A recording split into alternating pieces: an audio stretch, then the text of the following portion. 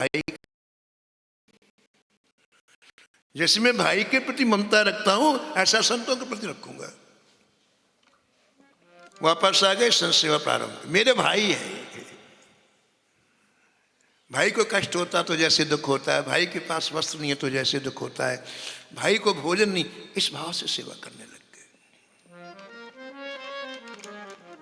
और एक दिन ऐसा संयोग आया कि कोई नदी में एक मुर्दा बहता हुआ आया और लालाचार्य जी के गांव के पास में एक वृक्ष की डाल से रुक गया, वृक्ष की डाल से रुक गया। और जैसे रुका तो किसी ने संदेश दिया, लालाचार्य जी उस शोक को लेकर पहले अपने घर गए।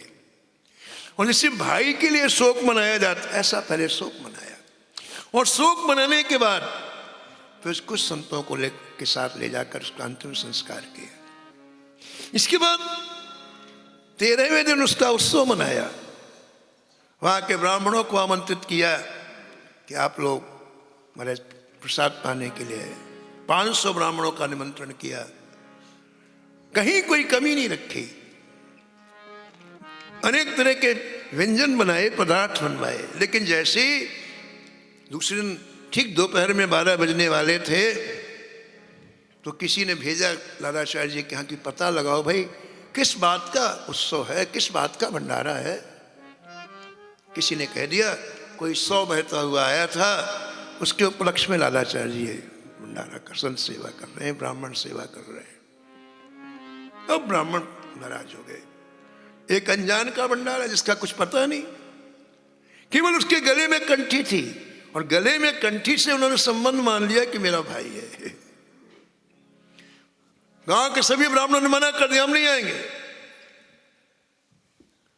अब भोजन बन के तैयार, अब क्या हो? तो बड़ी मायूस हो गए लालाचार्य जी।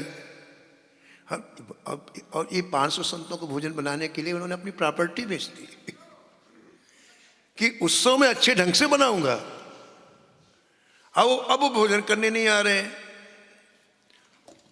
तो दुखी होकर के गए गुरु जी के पास, श्री रामानुजाचार्य जी के पास गए और कहा महाराज आपने कहा था कि संतों को भाई के समान मानना, और सब कुछ उत्सव मनाने की तैयारी कर ली, अब ब्राह्मण लोग भोजन करने के लिए नहीं आ रहे हैं, तो आप बताओ मुझे क्या करना चाहिए।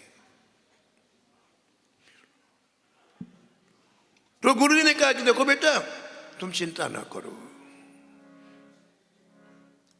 तुम्हारे यहां वैकुंठ से ठाकुर जी के पार्षद भोजन करने के लिए आएंगे, छोड़ो इनको। आप देखो कितनी सामर्थ्य होती संतों में। ये ब्राह्मण नहीं आ रहे, कोई बात नहीं, तुम जाओ वापस घर, वैकुंठ से पार्षद आएंगे भोजन करने के लिए तुम्हारे यहाँ। जगन्नाथपुरी में एक संत रहते थे रामदास, तो उनका आश्रम वहां से 20 मील दूर था। तो पुरी का दर्शन करके, जगन्नाथ जी का दर्शन करके वो जा रहे थे, तो रास्ते में एक कुतिया रो रही थी। तो संतों को पूरी भाषाएं पता है, कुत्ते की, बिल्ली की, चींटी की, सबकी। तो वो संत कुतिया की भाषा में बोला क्यों रो रही है? तो कुतिया बोले कि मेरा पिल्ला मर गया, मैं इसलिए रो रही हूं।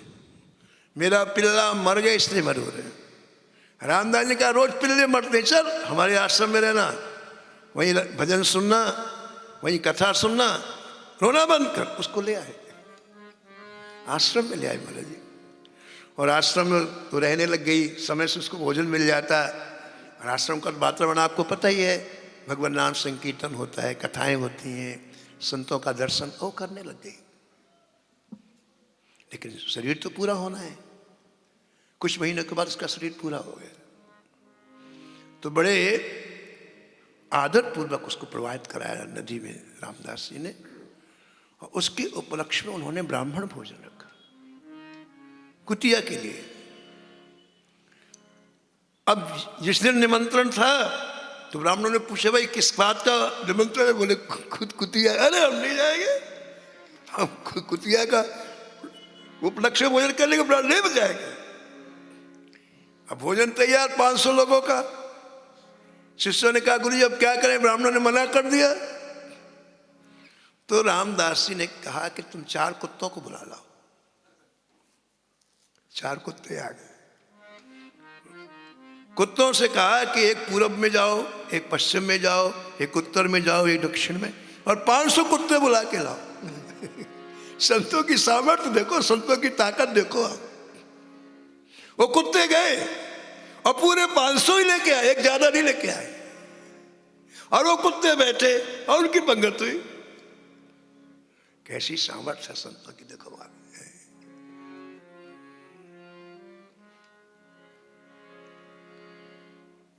लालाचार्य जी वापस आए और वैकुंठ से पार्षद आए। चारों युग चतुर्भुज सदा भक्त गिरा सांची करण। हमारे भक्तमाल का यह सिद्धांत है कि भगवान भक्त की वाणी को सत्य करते ही है। चाहे सतयुग हो, चाहे त्रेता हो, चाहे द्वापर हो, चाहे कल कोई युग हो, भक्त के मुख से कोई शब्द निकला, श्री ठाकुर जी उसको जरूर पूरा करते हैं। चारों युग चतुर्भुज सदा भक्त गिरा सांची करण। इसलिए श्री ठाकुर जी वैकुंठ से पार्षद भेजे। और वो कैसे आए? ब्राह्मण के रूप में आए। नीचे धोती पहने, ऊपर उनके उत्तरीय है, पूरा शरीर खुला हुआ है, दिव्य ललाट है, मुखमंडल से तेज, अब वैकुंठ के रहने वाले, तेज प्रकाश निकल रहा है। और लालाचार्य जी के गांव में उन्होंने जब प्रवेश किया तो गांव वाले ब्राह्मण बाहर निकल आए, ये क्या? ये दूसरे गांव के ब्राह्मण हमारे गांव में क्यों आ रहे भाई? हाँ बोले, ये तो काम गड़बड़ है, क्या करना चाहिए? बोले इनको खदेड़ के बाहर निकालना चाहिए। एक ने कहा अभी रुक जाओ, लालाचार्य जी कहे चले जाने दो, जब ये भोजन करने लग जाएंगे तब इनको मार के भगाएंगे। हाँ ये बात तो और ठीक है, इकट्ठे हो जाएंगे सब। तो सब देखते रहे और वो वैकुंठ के पार्षद ब्राह्मण के रूप में आए लालाचार्य जी के यहाँ। तो लालाचार्य जी ने देखा कि इन लोगों की व्यवस्था करने के लिए मेरे पास इतने लोग नहीं हैं, सबको परोसना सबको। तो उन पार्षदों ने कहा लालाचार्य जी आप तो माला लेके बैठो, हमारे साथ परोसने वाले भी हैं, खाने वाले सब हमारे साथ में, आपको कुछ नहीं करना, आप तो बैठो एक जगह। और वो पार्षद बैठ करके विराजमान होकर महाराज श्री ठाकुर जी का गुणगान करते हुए प्रसाद पाए। और जब प्रसाद पा लिया तो वहीं से सीधे आकाश में उड़ के चले गए। अब वो पैदल नहीं गए, जहां प्रसाद पा रहे थे वहीं से आकाश संकल्प किया। ये लोग संकल्प से चले जाते हैं। शास्त्रों में लिखा है अव्याहत गति इन महापुरुषों की होती है। अव्याहत गति का तात्पर्य है जहां मन में संकल्प करेंगे वहां बैठ जाएंगे, पहुंच जाएंगे। जैसे यहां बैठे बैठे संकल्प किया कि हमें बरसाने जाना, बरसाने पहुंच जाएंगे। संकल्प किया हमको श्री द्वारका जाना, द्वारका पहुंच जाएंगे। इसको अभ्यास गति बोलते हैं। मन में संकल्प किया और पहुंचे। तो प्रसाद पाने के बाद संकल्प किया और सीधे पहुंचे, कहा वैकुंठ पहुंचे। अब गांव के ब्राह्मण आए लट्ठी लेके, बड़ी बड़ी लाठियां लेके कि भैया ये प्रसाद पा चुके होंगे, अब इनकी पिटाई करें। लेकिन जब ऊपर आकाश में जाते हुए देखा तो उनकी भी बुद्धि शुद्ध हो गई। ओहो, ये तो वैकुंठ के पार्षद हैं। हम कितने दुर्भाग्यवान हैं कि हमारे गांव में वैकुंठ के पार्षद आए और हम उनको वंदन नहीं कर पाए, प्रणाम नहीं कर पाए, उनका लाभ नहीं ले पाए। ये बात समझने की है। कभी कभी हमारे अंदर जो द्वेष होता है, ईर्ष्या होती है, कपट होता है, वो हमको बहुत बड़े लाभ से वंचित कर देता है। समझने की बात है। इसमें दूसरे का नुकसान नहीं, हमारा अपना नुकसान है। ये विकार हमें ही कष्ट देते हैं। इसलिए हो सके तो विकार रहित जीवन हमारा हो, हृदय विकार रहित हो। और आप चाहेंगे तो ऐसा हो जाएगा। उनकी बुद्धि शुद्ध हुई तो महाराज है बोले चलो भैया पार्षद तो चले गए, पार्षद की पत्तल में सीट प्रसादी होगी, उसे खा लेते हैं। तो कैसे भी करके घुसे आंगन में और उनकी पत्तलों से कर्ण लेकर पाने लग गए। शीत प्रसादी का प्रभाव होता है कि सारे पाप सद्या नष्ट हो जाते हैं। उन ब्राह्मणों के पाप जब नष्ट हो गए तो अब लालाचार्य जी के चरणों में गिरे, प्रायश्चित किया। महाराज हम नहीं जानते थे आप इतने महान संत हैं, हमारे ऊपर आप कृपा करो, हम भी अब भगवान का भजन करें। और यहाँ इस प्रसंग को कहने के बाद श्री नाभाजी महाराज लिखते हैं कि लालाचार्य जी के इस प्रसंग को देखने के बाद लाखों लोगों के हाथ में माला आ गई और बैठ करके भजन करने लगे। एक प्रसंग लाखों लोगों को भगवान के भजन में लगा दिया। इतना पावरफुल चरित्र है भक्तों का, बताओ। लालाचार्य लक्षदार, लालाचार्य लक्षदार, प्रचुर भई महिमा जगत, प्रचुर भई महिमा जगत। ठीक है, ये बात गोस्वामी तुलसीदास जी के चरित्र में है। काशी में विराजमान होकर गोस्वामी जी गंगा के तट पर एक कुटिया में रहकर निरंतर भजन में डूबे रहते थे। तज हरि भजन काज नहीं दूजा, ऐसे महापुरुष हमारे श्री धाम वृंदावन में हुए हैं, इनका एक एक क्षण एक एक पल भजन के बिना व्यतीत नहीं हुआ, तो डूबे रहते थे। एक कोई व्यक्ति निकला कुटिया के पास से, कहा मैं ब्रह्म हत्यारा हूं, राम राम मैं ब्रह्म हत्यारा हूं, राम राम मैं ब्रह्म हत्यारा हूं। राम राम शब्द उसके मुख से इतना मीठा निकल रहा था, इतना रसमय निकल रहा था कि गोस्वामी जी के हाथ से माला छूटी। उसको दोबारा सुनने के लिए दौड़ के बाहर आए हो। राम राम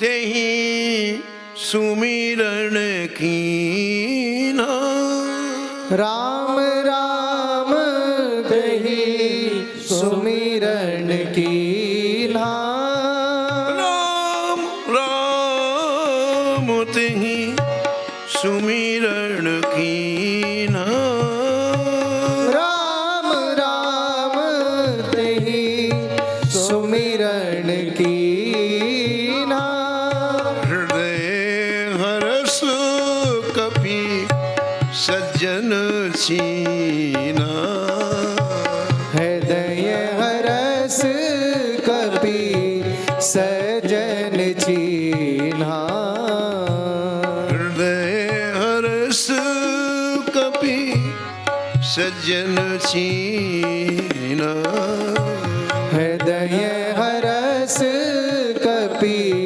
सजन छीना।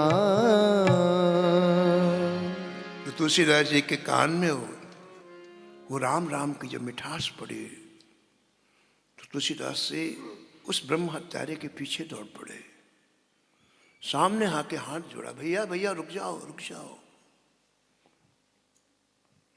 तुम इतना अच्छा इतना मीठा राम नाम बोलते हो, मेरी एक इच्छा होती है कि मैं अपने शरीर की चमड़ी निकलवा करके तुम्हारे पैरों की जूतियां बनवा दूं। तुलसी जाके मुखन ते, तुलसी जाके मुखन ते, हो क्यों निकसत राम, हो क्यों निकसत राम, ताके पग की पगोतरी, ताके पग के पग तरी, मेरे तन को चाम, मेरे तन को उस ब्रह्म हत्यारे को हाथ पकड़ के गोस्वामी जी अपनी कुटिया में ले आए। श्री रघुनाथ जी के सामने जो भोग रखा था उन्हें उठाया और अपने हाथ से खिलाया। वो ब्रह्म हत्यारा आश्चर्यचकित हो गया। काशी में लोग उसे देख के गली बदल देते थे, अरे ब्रह्म हत्यारा है, दूरी चलो।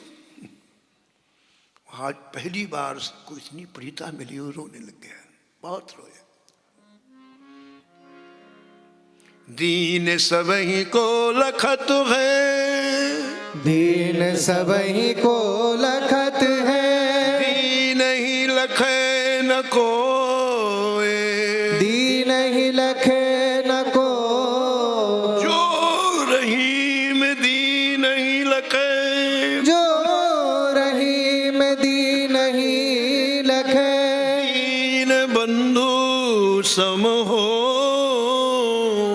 दीन बंधु सम हो। आज पहली बार से किसी ने अपनत्व से अपना कहा।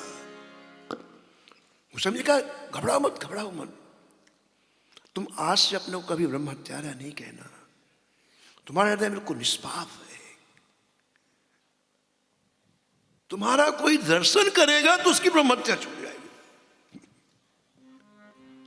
ये बात पूरी काशी में फैल गई और काशी के जितने ब्राह्मण थे उन्होंने एक मीटिंग की जिसमें बड़े बड़े विद्वानों को बुलाया गया और उसमें प्रस्ताव रखा गया कि तुलसीदास को काशी से बाहर कर दिया जाए।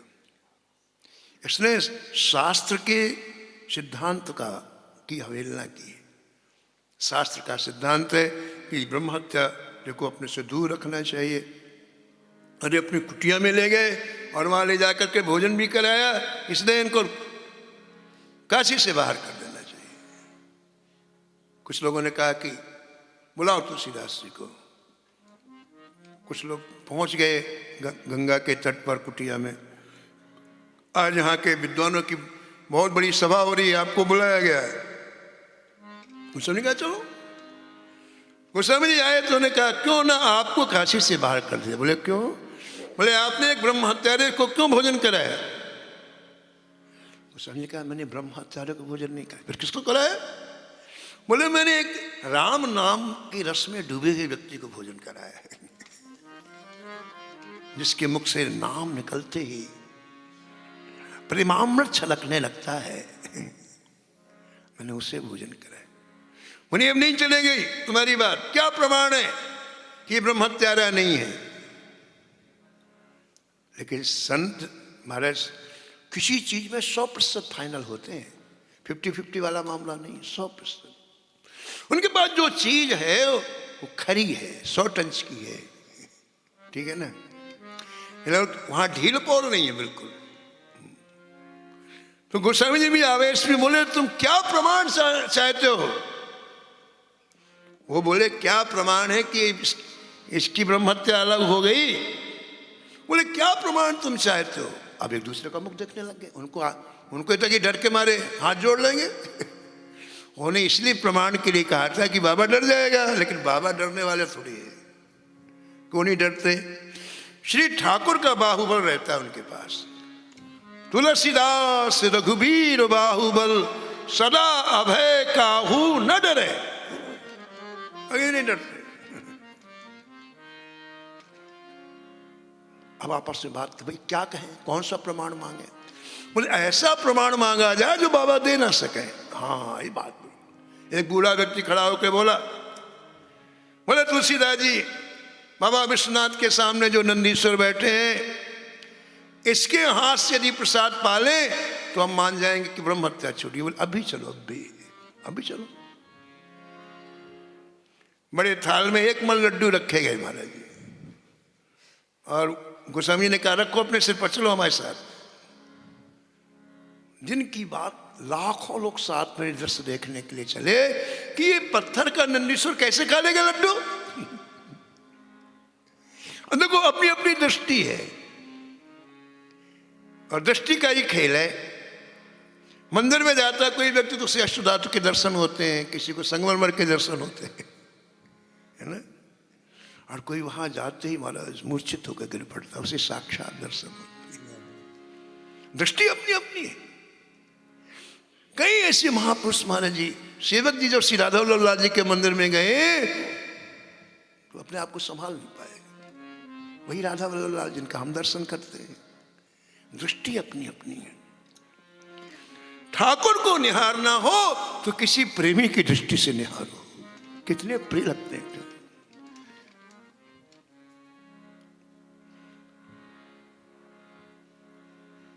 नंदीश्वर के पास लाखों लोग पहुंचे, तुलसीदास जी भी पहुंचे।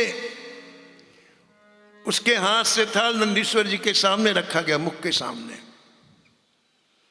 और गोस्वामी तुलसीदास जी ने एक ही बात कही नंदीश्वर जी के कान में कि आप जब शंकर जी के पास बैठते हो तो शंकर जी आपको राम नाम की महिमा सुनाते? बोले हाँ। ऐसा बोले हाँ सुनाते हैं। तो आज इनको बता दो ये जो लाखों लोग आए हैं इनको बता दो आप।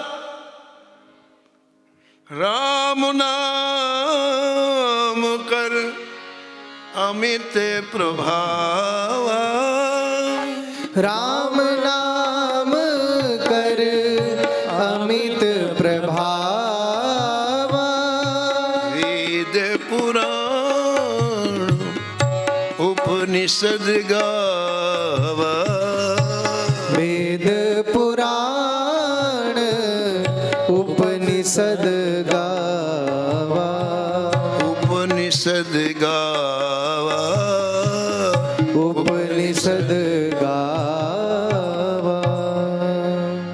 कान में इतना कहते नंदीश्वर जी ने मुख खोला और एक बार में एक लड्डू खा गए।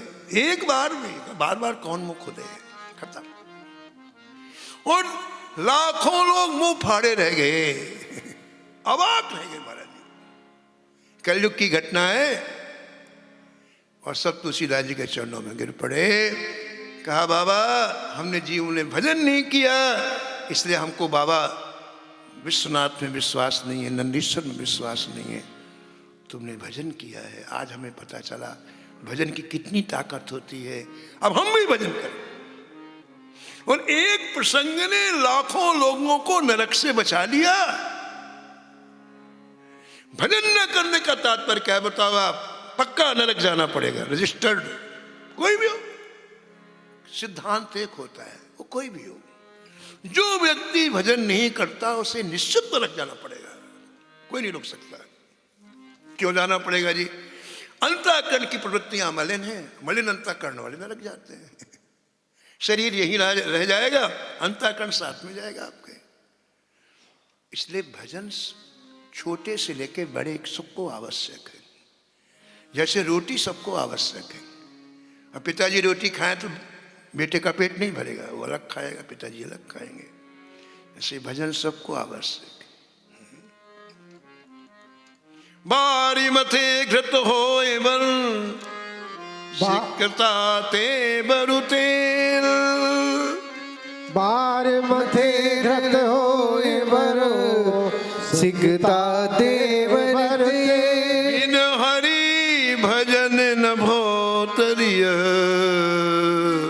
यह सिद्धांत अपे। बिन हरि भजन न भवतरिय, यह सिद्धांत अपे। यही समझाने के लिए भक्तमाला ग्रंथ है। बस ये ग्रंथ का मूल उद्देश्य, मूल लक्ष्य यही है कि ये जीवन आपका बेकार न चला जाए। इतना मूल्यवान जीवन कहीं ऐसे ना खो दो आप अपने लक्ष्य की विस्मृति ना कहीं हो जाए। ये याद दिलाने के लिए ये भक्तमाला ग्रंथ है। भक्तों ने कैसा जीवन जिया सुनना चाहिए और उसी के अनुसार अपने जीवन को ढालने का प्रयास करना चाहिए। तो आइए हम लोग परम भक्त श्री जयदेव जी का चरित्र प्रारंभ करते हैं। श्री राधा रानी की कृपा से, श्री यमुना जी की कृपा से, श्री रासमंडल बिहारी ब्रह्मण्य जी की कृपा से हम लोग श्री जयदेव जी का चरित्र प्रारंभ करते हैं। 1 मिनट के लिए आप हरिनाम संकीर्तन करें।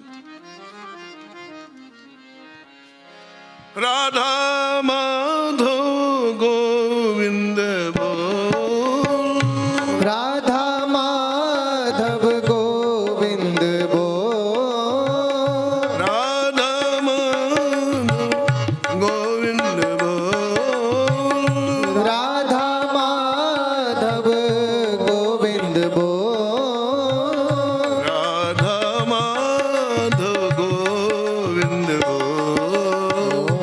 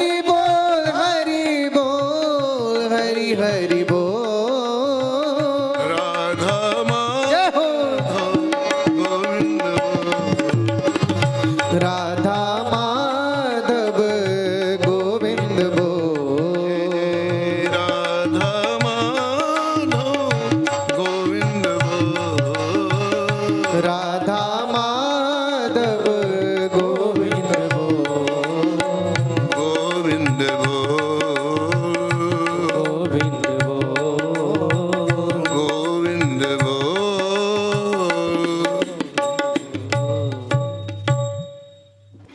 श्री नवा गोस्वामी ने जब भक्तमाल जी की रचना की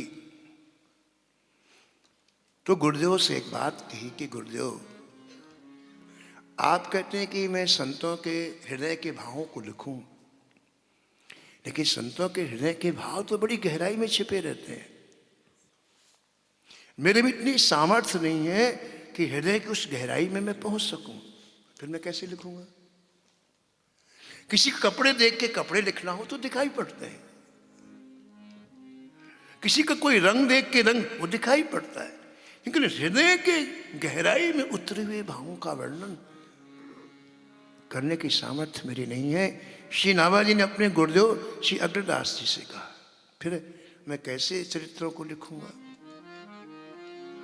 गुरुदेव सामर्थ्यशाली थे और गुरुदेव ने कहा, बस तुम एक काम करो, तुम जिस संत का ध्यान करोगे वो संत तुम्हारे सामने प्रकट हो जाएंगे, और प्रकट ही नहीं होंगे, अपना चरित्र स्वयं वर्णन करेंगे, तुम लिखते जाना, इतना तो कर लो। भगवान का चरित्र वर्णन करने के लिए केवल कृपा की आवश्यकता है, लेकिन भक्तों का चरित्र वर्णन करने के लिए महाराज महान कृपा की आवश्यकता है। आप प्रश्न कर सकते हैं क्यों?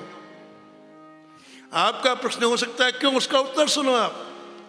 संत ज्ञानदेव महाराष्ट्र के बहुत बड़े संत इसका उत्तर देते हैं, संत जैसे होते वैसे दिखाई नहीं देते। दिक्कत है ना, जैसे संत होते वैसे दिखाई नहीं देते तो क्या वर्णन करोगे आप, और जैसे दिखाई देते वैसे होते नहीं। आप उनके जो वाह व्यवहार को देखते हो वो वैसे नहीं, अंदर से मामला कुछ अलग है, वैसे होते नहीं। तो भगवान के चरित्र का वर्णन करना सहज सरल है, संतों के चरित्र का वर्णन करना बड़ा दुर्गम है, बड़ा मुश्किल है, अतिशय कठिन है। तो श्री अग्रदास जी ने कहा बस तुम जिस संत का ध्यान करोगे वो तुम्हारे सामने प्रकट हो जाएंगे। तो जब श्री जयदेव जी का ध्यान किया तो जयदेव जी प्रकट हुए और दर्शन कर रहे हैं। देखो नाभा जी महाराज यहां जयदेव जी प्रकट हुए, दर्शन कर रहे हैं, और क्या देखा उसको 6 लाइन में लिखा उन्होंने। जो नाभा जी ने देखा उसको उन्हें 6 पंक्तियों में लिखा, इसी को छप्पे बोलते हैं। जय देव कबीर नृपचक्कवई, जय देव कबीर नृपचक्कवई, खंड मंडलेश्वर आन कबीर, खंड मंडलेश्वर आन कबीर। श्री जयदेव जी प्रकट हुए तो श्री नाभा जी ने देखा कि एक ग्रंथ उन्होंने अपने हृदय से लगा के रखा है। ऐसा इच्छा थी, जैसे कोई चीज बड़ी प्रिय होती तो हम हृदय से लगा के रखते हैं। तो देखा कि एक ग्रंथ हृदय से लगा के रखा है। तो नाभा जी की दृष्टि उस ग्रंथ में गई जिसमें ज्यादा प्रियता है ना। संतों को अकारण प्रियता नहीं होती, कोई ना कोई कारण होता ना। तो जिस ग्रंथ को हृदय से लगाए हुए थे श्री नाभा जी की, जयदेव जी से हट करके उस ग्रंथ में जब दृष्टि गई तो उसमें लिखा था गीत गोविंद। जय हो।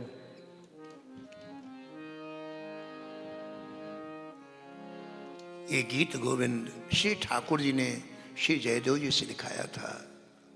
इतना मधुर है, इतना मधुर है। श्री ठाकुर जी ने प्रतिज्ञा की है कि जहां भी गीत गोविंद का गायन होगा मैं जरूर आऊंगा, जरूर आऊंगा, जरूर आऊंगा। प्रचुर भयो त्यहु लोक, प्रचुर भयो तिहु लोक, गीत गोविंद उजागर, गीत गोविंद उजागर, गीत गोविंद उजागर, गीत गोविंद उजागर। गीत गोविंद की रचना हुई और तीनों लोक में उसका गायन प्रारंभ आरंभ हो गया, मृत्यु लोक में, स्वर्ग लोक में, पाताल लोक में। कोक काव्य नवरस, कोक काव नवरस, सरस सिंगार को सागर, सरस सिंगार को सागर। श्री प्रिय प्रीतम की मधुरात मधुर लीलाओं का वर्णन इस गीत गोविंद में है। अष्टपदियां हैं इसमें, 8 पंक्तियों में श्री ठाकुर जी की लीलाओं का वर्णन किया गया है। श्री रामाजी महाराज कहते हैं कि इस गीत गोविंद का पहला महात्म जो इसे पढ़ता है उसकी बुद्धि तेज हो जाती है। एक बार हम महाराज जी के पास बैठे थे, पूज्य महर्षि मथुरादास जी महाराज जी के पास, तो कोई माँ अपने बालक को लेकर के आई। बोले माँ जी इसकी बुद्धि बड़ी कुंद है, कुछ भी इसको याद ही नहीं रहता। छोटा सा रोने लग गई। बोले कुछ भी इसको याद नहीं रहता। तो श्री मथुरादास जी महाराज जी को दया आ गई। उन्हें एक सेवक से कहा लाओ लाओ गीत गोविंद लाओ। गीत गोविंद बुलाया और उसमें किसी अष्टपदी पर उन्होंने निशान लगा। बोले इसको रोज सुनाना, इसकी बुद्धि तेज हो जाएगी। नामाजी लिखते हैं अष्टपदी अभ्यास करें, अष्टपदी अभ्यास करें, बुद्धि बढ़ावे, तेहि बुद्धि बढ़ावे। राधा रमण प्रसन्न, राधा रमण प्रसन्न, सुनन निश्चय आवे, सुनन निश्चय सुनन निश्चय आवे, सुनन निश्चय आवे। शिव ठाकुर जी ने गीत गोविंद की रचना कराई है। आगे आप सुनेंगे श्री ठाकुर जी को बहुत प्रिय है। देखो अब की रचनाओं में और पहले की रचनाओं में क्या अंतर। अब जितने लोग पुस्तकें लिखते हैं, कविताएं लिखते हैं, ठीक 30 तारीख को 1 महीने के बाद वो कचौरी समोसे की दुकान में किताबें पहुंच जाती हैं। फाड़ फाड़ के लोग समोसा रख के देते हैं उनमें। वो केवल बुद्धि से लिखी गई है, भजन नहीं है उसमें, उसमें रस ही नहीं है। आदमी क्या पढ़े, ठीक है ना। लेकिन इन संतों ने जो कृति लिखी है, श्री महाराज जी कहते थे मथुरादास जी महाराज कि इन कैसे ग्रंथों को लिखा है। पहले ठाकुर जी की लीलाओं को आंखों से देखते हैं। इनके ग्रंथ कैसे लिखे गए, पहले प्रत्यक्ष आंखों से देखते हैं श्री ठाकुर जी की दिव्य लीलाओं को। देख करके हृदय प्रफुल्लित होता है। श्री ठाकुर जी कितनी रसमयी लीलाएं हैं कि देखने के बाद रोम रोम खिल जाता। हिय फाटहु फूटहु नयन, हिय फाटहु फूटहु नयन, जरऊ सुतन के ही गाँव, जरऊ सुतन के ही गाँव। स्रवही पुल कहीं नहीं, द्रवहि स्रवहि पुल कहीं नहीं। तुलसी सुमिरत राम, तुलसी सुमिरत राम। एक बार राधा कहने से यदि आपका हृदय द्रवीभूत नहीं होता है, एक बार राधा कहने से यदि आपकी आंखों से आंसू नहीं निकलते हैं, एक बार राधा कहने से यदि आपके शरीर में रोमांच नहीं होता है, तो एक संत का वाक्य सुनो आप। गोस्वामी जी कहते हैं जो शरीर राधा नाम सुनने से पुलकित ना हो, आग लगा दो उसमें। जो आंखें राधा नाम सुनने से अश्रु ना गिरे, फोड़ दो उनको। और जो हृदय राधा नाम से द्रवीभूत ना हो, उसके टुकड़े टुकड़े करके फेंक दो। द्रवहि स्रवहि पुल कहीं नहीं, द्रवहि स्रवहि पुल कहीं नहीं। तुलसी सुमिरत राम, तुलसी सुमिरत राम।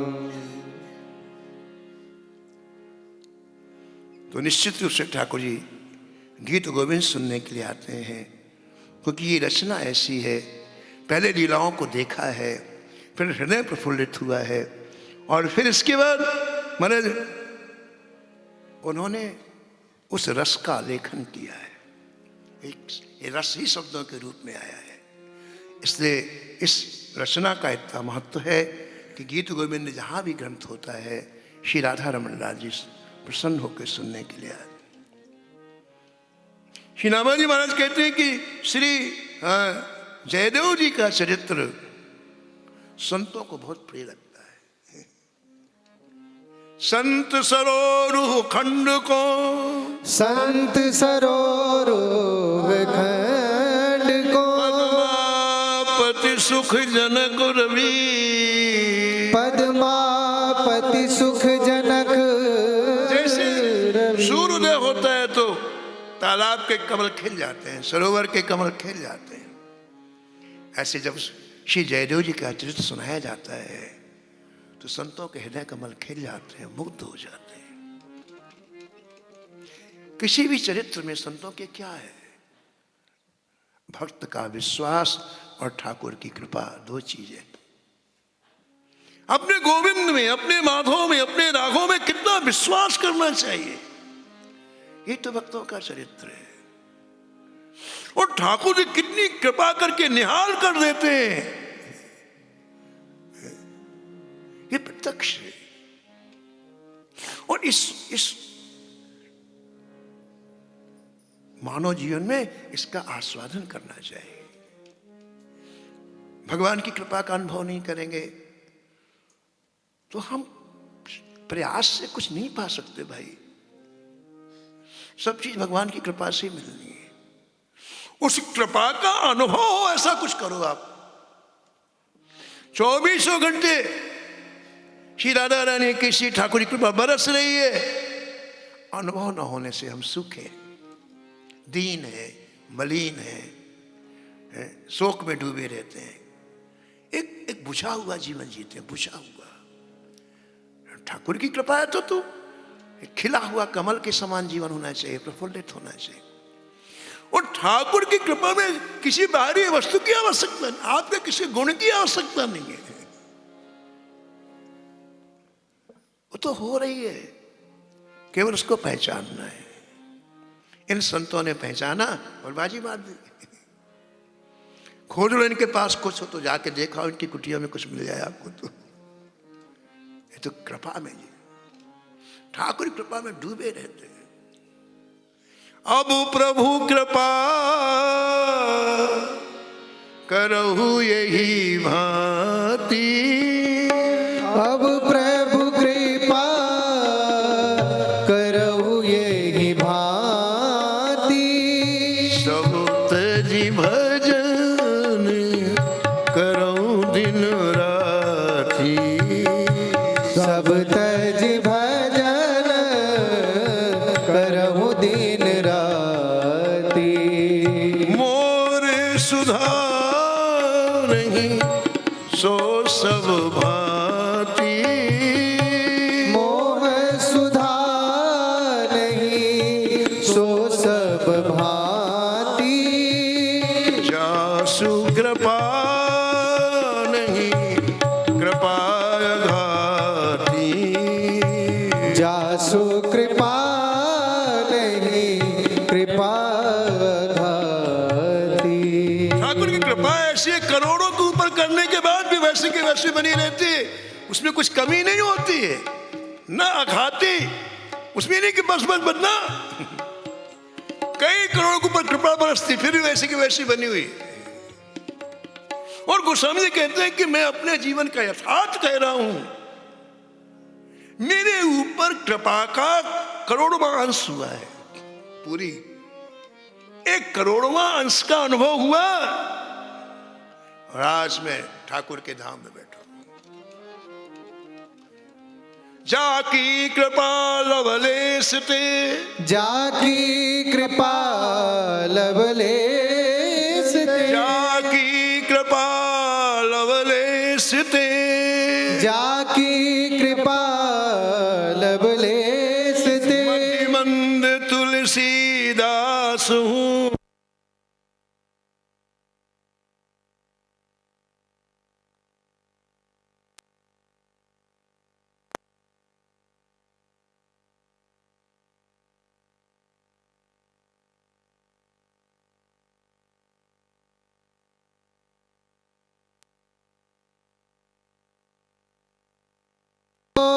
परम विश्राम। राम समान प्रभु नाही कहूँ, राम समान प्रभु नाही कहूँ, नाही कहूँ। नाही।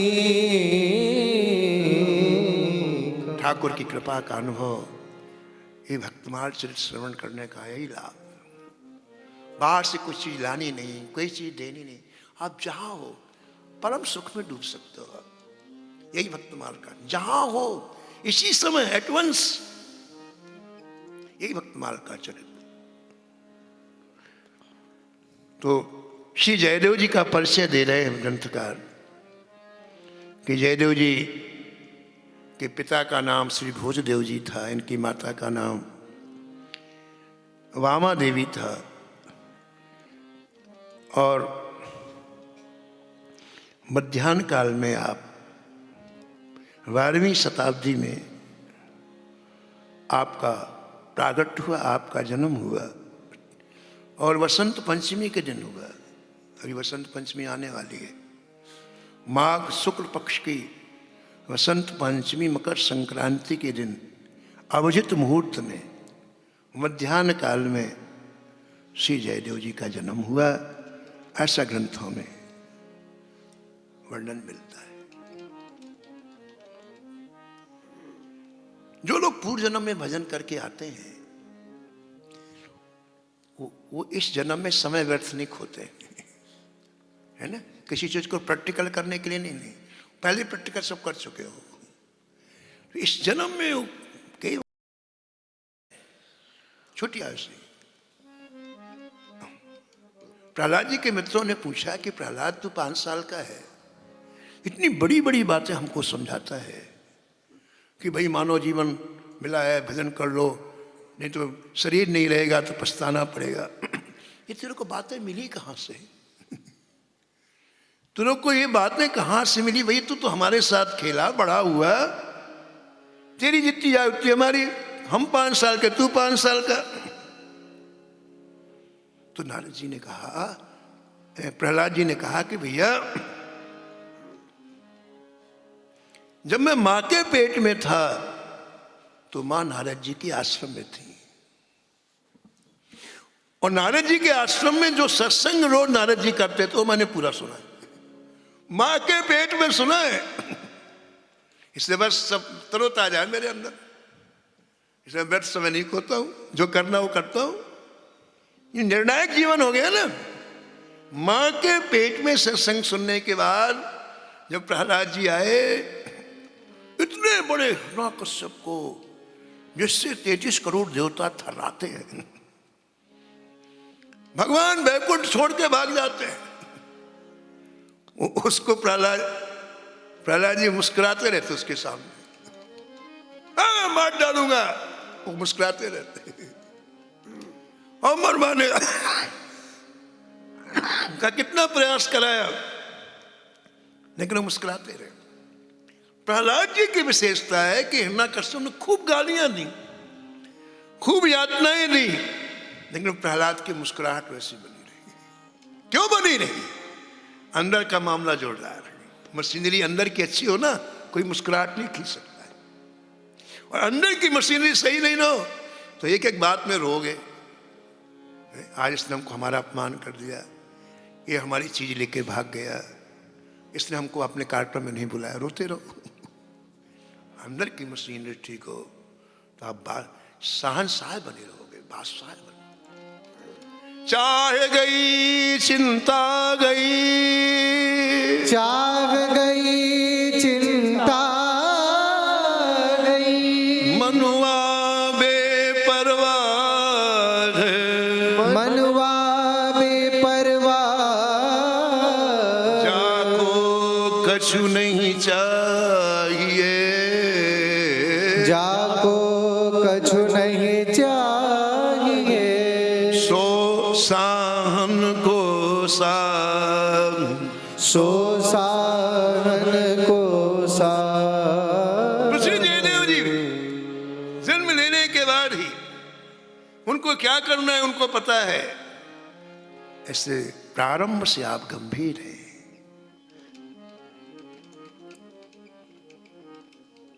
भगवान जिसे अपनाना चाहते हैं ना, तो पहले उसे कष्ट के दायरे में रखते हैं।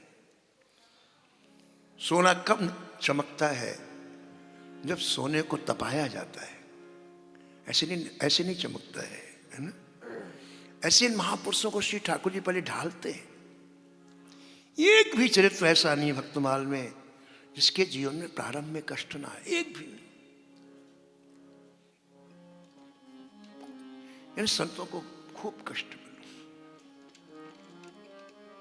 दर्द की मारी बन बन डोलूं, दर्द की मारी बन बन डोलूं, दर्द की मारी बन बन डोलूं।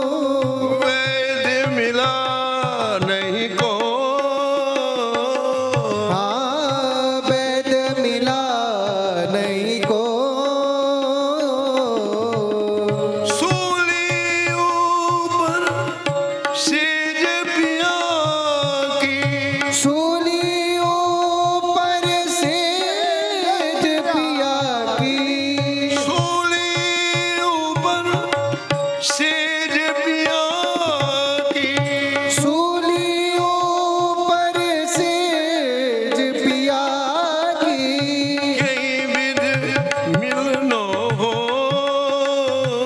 हाँ कहीं विधि मिलनो हो, कहीं विध मिलनो हो। हाँ कहीं विधि मिलनो हो। जयदेव जी की 5 वर्ष की आयु हुई और माता पिता का शरीर पूरा हो गया। 3 ही प्राणी थे, माता पिता और जयदेव जी। देखो आप कैसे कष्ट आते हैं जीवन में।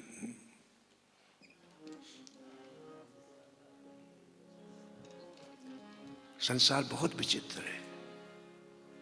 संसार हमेशा आपसे अपना स्वार्थ पूरा करना चाहता है, वो कोई भी हो। इनके पड़ोस में एक ब्राह्मण रहता था परिवार के सहित। उसकी दृष्टि इनके मकान में पड़ी। जयदेव जी अकेले रह गए। माता पिता का शरीर पूरा हो गया, अकेले घर में रहते और कोई नहीं था। मकान बड़ा था। तो पड़ोसी की दृष्टि पड़ी, बोले हाथ मारा जा सकता है, ये बालक है 5 वर्ष, इसको क्या पता, इसलिए इसको हथियाना चाहिए। माँ उसने एक नकली स्टाम्प बनवा लिया। कोर्ट में जैसे होते हैं स्टाम्प आप पेपर ला करके अपने हाथ से लिख लिया। इनके पिताजी के दस्तखत बना लिए और सुबह सुबह जयदेव जी के पास पहुंच गया। बोले बेटा तुम तो बालक हो, तुम्हें पता कुछ नहीं है। तुम्हारे पिता ने हमसे 1000 रुपये कर्जा लिया था, अब वो चले गए, अब पैसा तो देना पड़ेगा, तो अब तुम्हारे पास तो कुछ है नहीं, ये मकान हमको दे दो।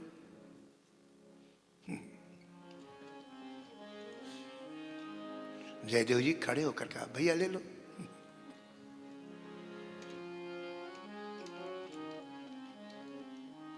संसार की हर चीज काल के अधीन है, इसलिए संत कभी किसी में अटैचमेंट आ सकते ही रखते हैं। है तो अच्छा है, चली गई तो कोई नहीं, ये रहेगी हमारे पास, ऐसा कोई दावा नहीं ना, इसलिए मस्त रहते हैं। ठाकुर ने दिया तो दे दे, और ठाकुर ने नहीं दिया तो दे दे। तो जब मांगने के लिए आया कि मेरे जरा कर्जा, ये मकान हमारा हो गया, 1000 रुपये तुम्हारे पे, बोले ले लो। और जैसे बैठे थे जयदेव वैसे ही मकान से निकल पड़े। कहाँ गए? प्रभु के आश्रय में गए। रैदास जी थे ना, तो रैदास जी काशी में उनके पिताजी लेन देन का धंधा करते, बहुत धनवान थे। रैदास जी के पिता का नाम था रघु चमार, बहुत धन था, लेकिन महाकंजूस व्यक्ति थे, कभी एक पैसा परोपकार में खर्च नहीं करते। तो रैदास जी को अच्छा नहीं लगता। रैदास जी क्या करते, मौका पाते तिजोरी खोलते और उससे पैसा निकाल करके, धन निकाल करके गंगा के तट पर जो संत भजन करते सबको दे आते, थोड़ा थोड़ा सबको दे आते। 1 महीने में तिजोरी आधी हो गई। एक दिन पिता ने तिजोरी खोली, देख क्या हुआ, तो तिजोरी के पास ही बेहोश होकर गिर पड़ा। जिसकी जहां आसक्ति होती है ना, उसके बिना नहीं रह सकता। कहाँ गया पैसा? रैदास की माँ को खूब चिल्लाया, बोले मुझे नहीं पता। तो गया, 3 प्राणी तो है ही है, कहाँ गया? अब रैदास के ऊपर बात, ये ले जाता है, पिता ने कहा निकल जा घर से। तो जैसे थे वैसे रैदास ही निकल गए, कुछ भी नहीं कि कोई, जैसे थे वैसे निकल गए। देखो आप, इसी का नाम साधना। एक दिन हमको ना इस संसार से भी जाना है। अगर आपकी साधना होगी ना तो ऐसे ही चले जाओगे आप, बिल्कुल हंसते हुए, और नहीं तो बहुत मुश्किल पड़ता है। एक सत्संग, एक भजन, ये आपको तैयार करता है, हर चीज से लड़ने के लिए तैयार करता है, साहस उत्पन्न करता है। इसलिए जरूरी नहीं, महा जरूरी, भूखे रह जाओ, सत्संग मत छोड़ो। पूज्य महाराज श्री मथुरादास जी महाराज कहते थे कि भजन भले ना हो, सत्संग जरूर करो। तो चल दिए, जयदेव जी चल दिए घर से। और जैसे यहां से अपने वृंदावन से अपन अटल्ला पहुंचे, यहां से राष्ट्रमंडल से अपन अटल्ला पहुंचे। अटल्ला पहुंचे जयदेव जी, और ठाकुर जी को ये सहन नहीं हुआ। महाराज जी, ये झूठा भक्त के साथ खेल श्री ठाकुर जी को सहन हुआ, और एकाएक उसके घर में भयंकर आग लग गई। चारों तरफ से जलने लगे, धू धू धू करके मकान, उसकी पत्नी, उसके बेटे, सब मकान के अंदर। और बाहर चीख रहा है, चिल्ला रहा है। लेकिन ऐसे ही होता भाई साहब, जब आप किसी को दुखाते हो, जब आप अनायास किसी को कष्ट देते हो, तो कष्ट 1000 गुना होके आपको मिलता है। और वो इतनी जोर से चिल्लाने लग गया, लोग दौड़ने लग गए इधर उधर। और आपको आश्चर्य होगा कि ये कान में जयदेव जी के सुनाई पड़ गया। तो जयदेव जी उसे बचाने के लिए लौट आए। देखा आपने, जिसने मकान छीन लिया था, उसके घर में आग लग गई, तो जयदेव जी लौट आए, और लौट ही नहीं आए। जिस मकान के अंदर वो नहीं जा रहा था, उसकी बेटी, उसकी पत्नी जलने वाली थी, जयदेव जी उस अग्नि में चल करके उसकी बेटी और उसकी पत्नी को बाहर निकाल के लाए।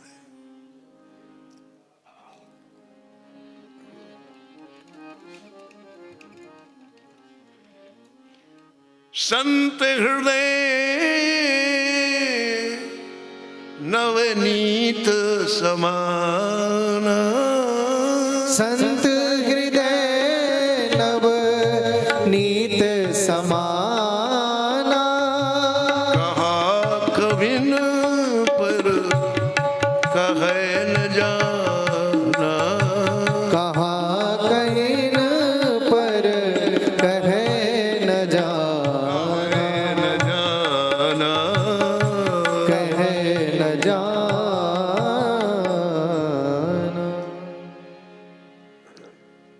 उस पड़ोसी का हृदय दहल गया। मैंने इस बालक को इतना बड़ा धोखा दिया, इसने तो आज अपने जान की बाजी लगाकर मेरे परिवार को बचाया। चरणों में गिर पड़ा। हमने कहा ना, भक्तमाल स्वभाव को सुधारने का ग्रंथ। जयदेव जी ने अपनी क्रिया से उसकी इस प्रकृति का परिवर्तन कर दिया, उसके स्वभाव को बदल दिया, उसको भजन में लगा दिया। संसार में यदि आज सबसे कोई कठिन काम है तो किसी से भजन कराना।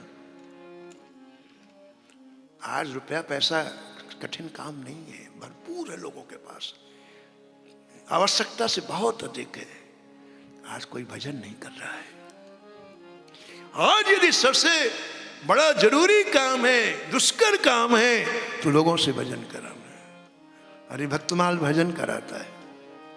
भजन होता है जब हृदय परिवर्तित होता है।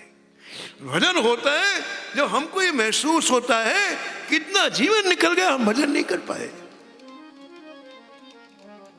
होए न विषय विराग, होए न विषय विराग, हवन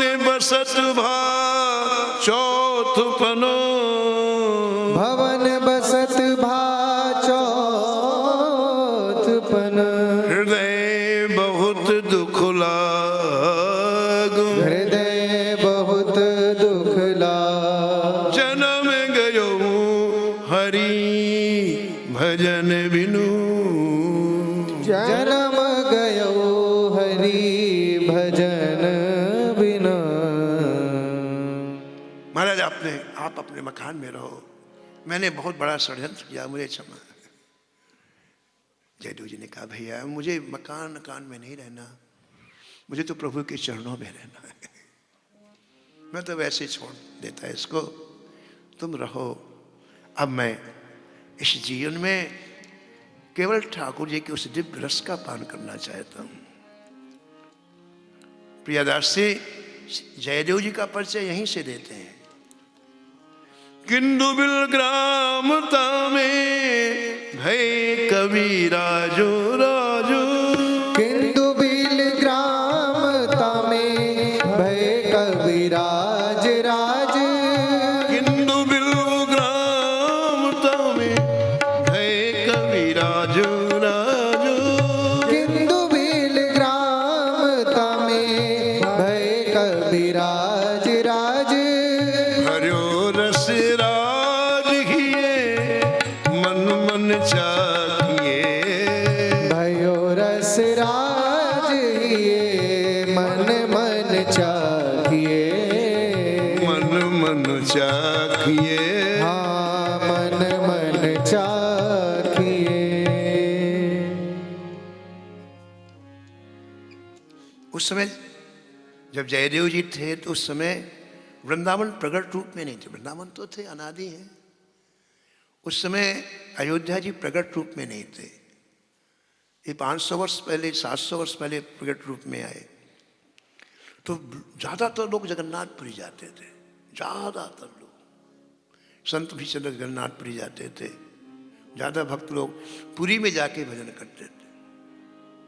तो श्री जयदेव जी किंदुबिल ग्राम से चले और इसी तरह से प्रभु का स्मरण करते हुए, प्रभु का स्मरण करते हुए आप जगन्नाथपुरी पहुंचे। और जगन्नाथपुरी में भी पुरी में नहीं रहे, पुरी के जंगल में रहे, पुरी के वन में रहे। और ग्रंथकार कहते हैं कि वहां आपने श्रृंगार रस की उपासना की।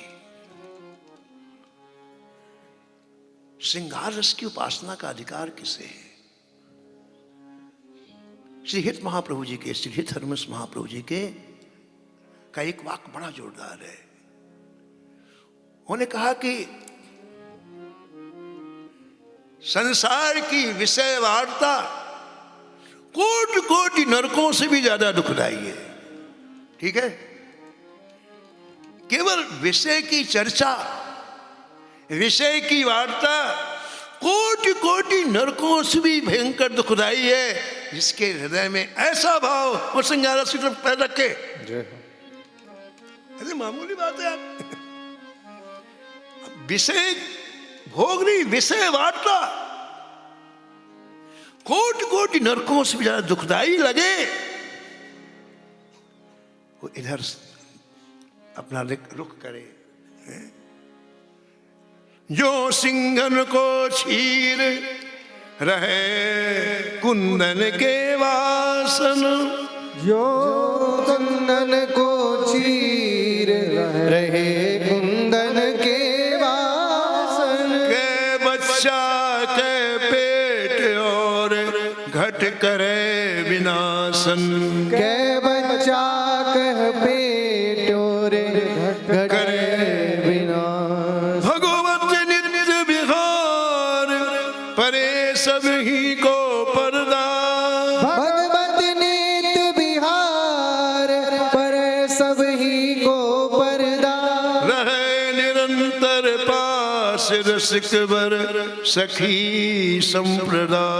रहे सदैव पास रसिक वर सखी सखी संपदा। ऐसी स्थिति जयदेव जी की थी। श्री जयदेव जी ने श्री श्रृंगार रस की उपासना की। श्री जगन्नाथपुरी के उस वन में ग्रंथकार कहते हैं कि इसका आस्वादन मन ही मन कर रहे हैं, मन मन चाह किए।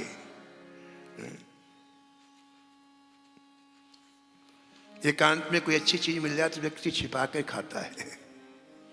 ऐसे जैसे से रस मिलता है ना, तो एकांत में उसका आस्वादन करता है, ये इसका प्रदर्शन नहीं करता है। कृष्ण प्रेम धन पाए के, कृष्ण प्रेम धन पाई के, प्रगट न कीजय बाल, प्रकट न कीजय बाल, राखिए उरयो गोय के, राखे उर्यो गोय, जो मणि राखत ब्याल, जो मणि राखत ब्याल, जो मणि राखत ब्याल। जो मणि राखत ब्याल। और जब इस रस में डूब गए तो उन्हें पता नहीं कि मैंने कुछ खाया है, कि मैंने कुछ पिया है। मैं कहाँ पड़ा हुआ हूँ, वृक्षों के नीचे, कहाँ जंगल में कांटों में पड़ा हुआ हूँ, उन्हें कुछ भी पता नहीं चलता। श्री चैतन्य महाप्रभु जी कहते हैं अपने परिकरों से, हे भाई, ब्रजभूमि जाना तो किसी वृक्ष के नीचे पड़े रहना, और ब्रजभूमि में भूख लगे तो गांव से जाकर के टुकड़े मांग लेना, ब्रजभूमि में प्यास लगे तो यमुना जी का जल पी करके तृप्त हो जाना, ब्रजभूमि में ठंडी लगे तो चीथड़े वस्त्रों को इकट्ठा करके गुदड़ी पहन करके सो जाना। मेरे साधु को ब्रजभूमि में कभी सम्मान की इच्छा नहीं करना। ब्रजभूमि में सम्मान महाविष है, चित्त को भगवान से अलग कर देगा। जो सम्मान पाने के इच्छुक रहते हैं उनका जीवन बनावटी हो जाता है, दाम्भिक हो जाता है। इसलिए अंदर मन में कभी कामना न रखो कि हमारा सम्मान हो, ऊपर से होता रहे। खतरनाक अंदर की बात है, बाहर की नहीं है। अंदर आपने कोई चीज बैठा ली, ऐसा होना चाहिए। एक महात्मा जी कथा सुनने के लिए आए, आकर के फिर थोड़ी देर में चले गए। उनसे पूछा, भैया क्यों चले गए? बोले हमारे लायक ऊंचा आसन बैठने को नहीं था। अब वो वहां जब चले थे तब मन में निश्चित करके गए थे कि हम 8 फुट ऊंचे बैठेंगे। अब कौन करे या उसकी आसन की व्यवस्था करे कि आदमी कथा करे, बताओ। बाकी किसी को दुख नहीं हुआ, लेकिन वो अंदर बैठा के आए कि हमको इतना सम्मान मिलना चाहिए, तुमको दुख हुआ। अंदर में बैठो, ब्रजभूमि में आओ तो अंदर सम्मान की इच्छा ना करो। तुलसीदास ने लिखा, तुलसी कहत पुकार के, तुलसी कहत पुकार के, बड़ो दान सन्मान, बड़ो दान सन्मान। सीधा जी कहते, मैं घोषणा करके कहता हूं, जितने दान है, हीरे का, मणियों का, मोतियों का, सबसे बड़ा दान है सम्मान का दान। दूसरों को सम्मान करो, बड़ो दान सम्मान, दूसरों को सम्मान दो भाई, अपना मत चाहो। और कोई अपमान कर दे, मत लड़ाई करो, मत चिढ़ो। पूर्व जन्म का कोई ना कोई आपका कर्म वो पूरा कर रहा है। विद्यापीठ चौराहे में एक व्यक्ति के कुत्ते ने काट लिया। हम बिहारी जी कथा सुनने जाते, कथा करने जाते थे तो विद्यापीठ से जाना पड़ता था। तो हमने देखा कुत्ता काटने के बाद फिर इधर खड़ा होकर रो रहा है। उसके आंसू, क्यों रो रहा है? वो नहीं चाहता था काटना, उसके कर्म ने कटवाया, उसके पूर्वजन्म के कर्म ने प्रेरणा दी, इसलिए उसको काटना पड़ा। महाराज, तो कोई हमारा अपमान करे तो उस समय आप आपे से बाहर मत हो जाओ भाई, थोड़ा सोचो।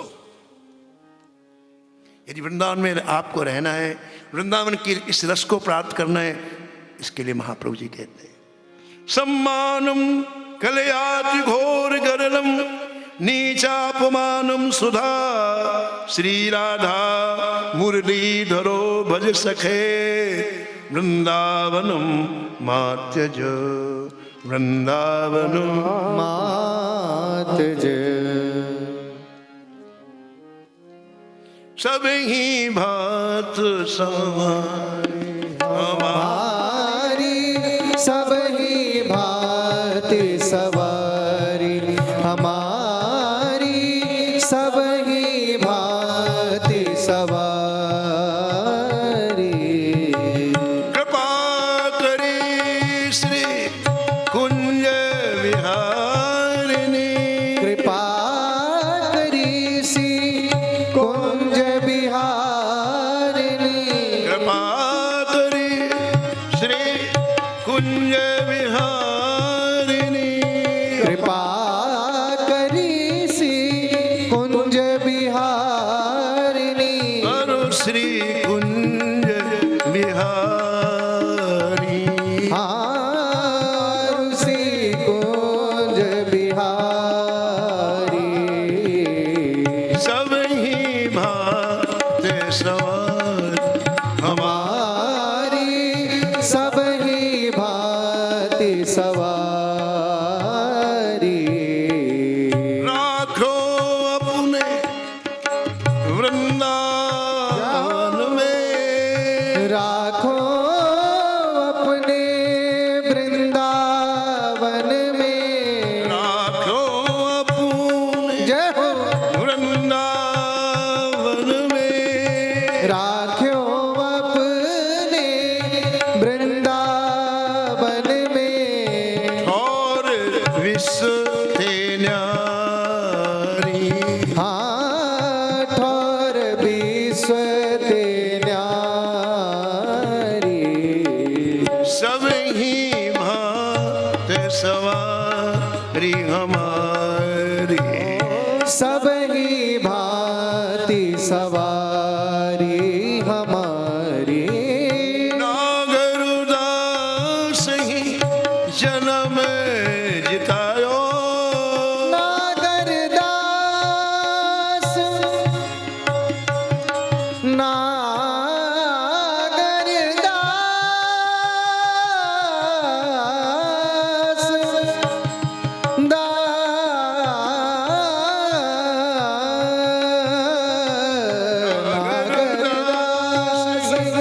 जन्म जितायो, नागरदास ही जन्म बितायो। बलहारी बलहारी, बलिहारी बलिहारी। सब ही भांत सवारी हमारी सब ही भांति सवारी हमारी।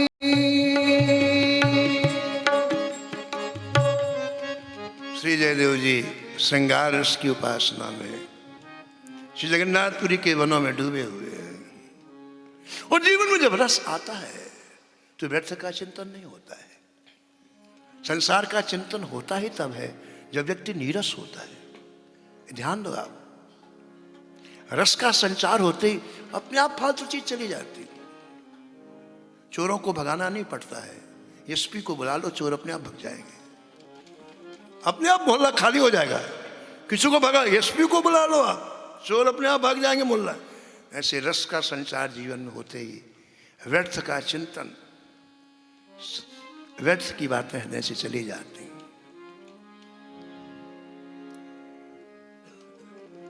प्रियदास जी कहते हैं कि ठाकुर जी भी मनमौजी हैं। कब किसके साथ कौन शीला करेंगे कुछ पता नहीं। श्री जगन्नाथपुरी में एक ब्राह्मण हर पूर्णिमा के दिन जगन्नाथ जी का दर्शन करने के लिए आते। उनके कोई संतान नहीं थी, तो जहाँ जिस गांव नगर में रहते थे, गांव में रहते थे, तो लोग उनको व्यंग कह रहे, बोले निसंतान है, इसका मुख नहीं देखना चाहिए, जो भी लोग कहते हैं। तो बेचारे कुछ नहीं बोलते, लेकिन अति हो गई, मोहल्ले में निकलना मुश्किल हो गया है। तो इस पूर्णिमा को जब जगन्नाथपुरी आए तो रोकर बोले जगन्नाथ जी से कि जय जय, मेरे मन में संतान की बिल्कुल इच्छा नहीं है, लेकिन लोगों के व्यंग वचन सुनते सुनते मैं परेशान हो गया हूं, इसलिए मैं प्रार्थना करता हूं मुझे एक संतान दे दो, बाद में मैं आपके चरणों में सौंप जाऊंगा। मुझे नहीं चाहिए संतान, इनका मुख बंद करना है। ऐसा रो करके कहा। और कोई भी चीज आप हृदय से मांगो, ठाकुर जी जरूर दे। ठाकुर जी नहीं देंगे तो कौन देगा बताओ आप। बस उसमें कपट ना हो। भगवान के पास निष्कपट बात करनी चाहिए, ठाकुर जरूर पूरा करते हैं। तो उस विप्र के यहां, उस ब्राह्मण के यहां कन्या का जन्म हुआ। कन्या का जन्म होती है, जब 2 महीने हो गए तो उसको याद आया कि मैंने कहा था कि जो भी संतान होगी मैं आपको सौंप दूंगा। तो ब्राह्मण देवता 2 महीने की कन्या को लेकर जगन्नाथ जी के समीप में है। बोले मार लो आप। जगन्नाथ जी बोले अरे भाई जब ये सेवा करने लायक हो जाए तब लाना, अभी ले जा सेवा कर उसकी। जब ये सेवा कर बड़ी हो जाए तब लाना हमारे पास। तो वापस ले आया, उसका पालन पोषण कर दिया, प्रारंभ कर दिया। प्रियदास जी लिखते हैं, कही देवे विप्र सुता जगन्नाथ देव जू को। कही देव विप्र सुता जगन्नाथ देव जू को। कही देव विप्र सुता जगन्नाथ देव जू को। कही देव विप्र सुता जगन्नाथ देव जू को। भयो जब समय चलो दीन प्रभु भागिए। भयो जब समय चलो दिन प्रभु भाखिए। दीन प्रभु भागिए। दिन प्रभु भाखिए। कुछ समय के बाद उसकी आयु 14-15 वर्ष की हो गई और अब दोबारा विप्र लेकर के श्री जगन्नाथ भगवान के पास आए और कहा सरकार अभी बड़ी हो गई, अब आप इसे स्वीकार करो। अब ठाकुर जी एक नया रहस्य खोलते हैं। श्री जगन्नाथ जी कह रहे हैं कि देखो मेरा ही रूप, जिनका नाम जयदेव है, वो पुरी के जंगलों में रहते हैं। मेरा ही रूप, कहते हैं मेरा ही रूप है। तो जैसे तुम मेरे को देने को कह रहे हो ना, तो मेरी आज्ञा तुम उनको दे दो, उसके साथ उनके साथ विवाह कर दो। तो मैंने स्वीकार कर लिया। रसिक जय देव नाम मेरो स्वरूप ताही। रसिक जय देव नाम मेरो स्वरूप ताही। रसिक जय देव नाम मेरो स्वरूप ताही। रसिक जय देव नाम मेरो स्वरूप ताही। देवो तत्काल हो मेरी कह साखिए। देवो तत्काल अहो मेरो कहो साखिए। मेरी कही साखिए। मेरी कही साखिए। भगवान ने कहा कि तुम जाकर के कहना कि मैंने कहा है, और जब मेरी आज्ञा सुनाओगे तो स्वीकार कर लेंगे। ब्राह्मण ने प्रणाम किया जगन्नाथ भगवान को और खोजने के लिए चला कि ये जो जयदेव नाम के साधु हैं, संत हैं, इनको भगवान अपना ही रूप कहते हैं, उनको खोजूं कहाँ है। भगवान ने बता दिया था कि वृक्ष के नीचे रहते हैं और बिल्कुल त्यागमय जीवन है, कुछ साथ में रखते नहीं, केवल एक कमंडल पास, माई कुछ भी नहीं। और पहले इतनी भीड़ नहीं थी वृंदावन में, किसी को खोजना हो आप 2 मिनट में खोज लो, गिने चुने लोग रहते थे। आवाज लगाओ जमुना किनारे से लोग आ जाते थे। अब तो आप ही गुम जाएंगे, इतनी भीड़ है कि आपका ही पता नहीं चलेगा किस लोक में पहुंच गए आप। अटल में एक साधु भीड़ में फंस गया, इधर से भी इधर से भी इधर से इधर से, अब बीच में फंस गया। तो दोनों हाथ ऊपर किया आकाश में, बोले हे बिहारी जी अब हमको अपने धाम में बुला दो, यहाँ जगह नहीं है। दिल में चिल्ला रहा था, बोले फुल हो गया वृंदावन, हमको अपने धाम में बुला लो। लेकिन पहले के जमाने में इतनी भीड़ नहीं रहती थी, तो वो ब्राह्मण खोजने के लिए निकले वन में, और एक वृक्ष के नीचे, मतलब जिस साक्षात तपस्या की मूर्ति होती है, ऐसे जयदेव जी का उसने दर्शन किया है। खुश हो गया, अपनी बेटी को साथ में लाया था, साथ में थी उनकी बेटी।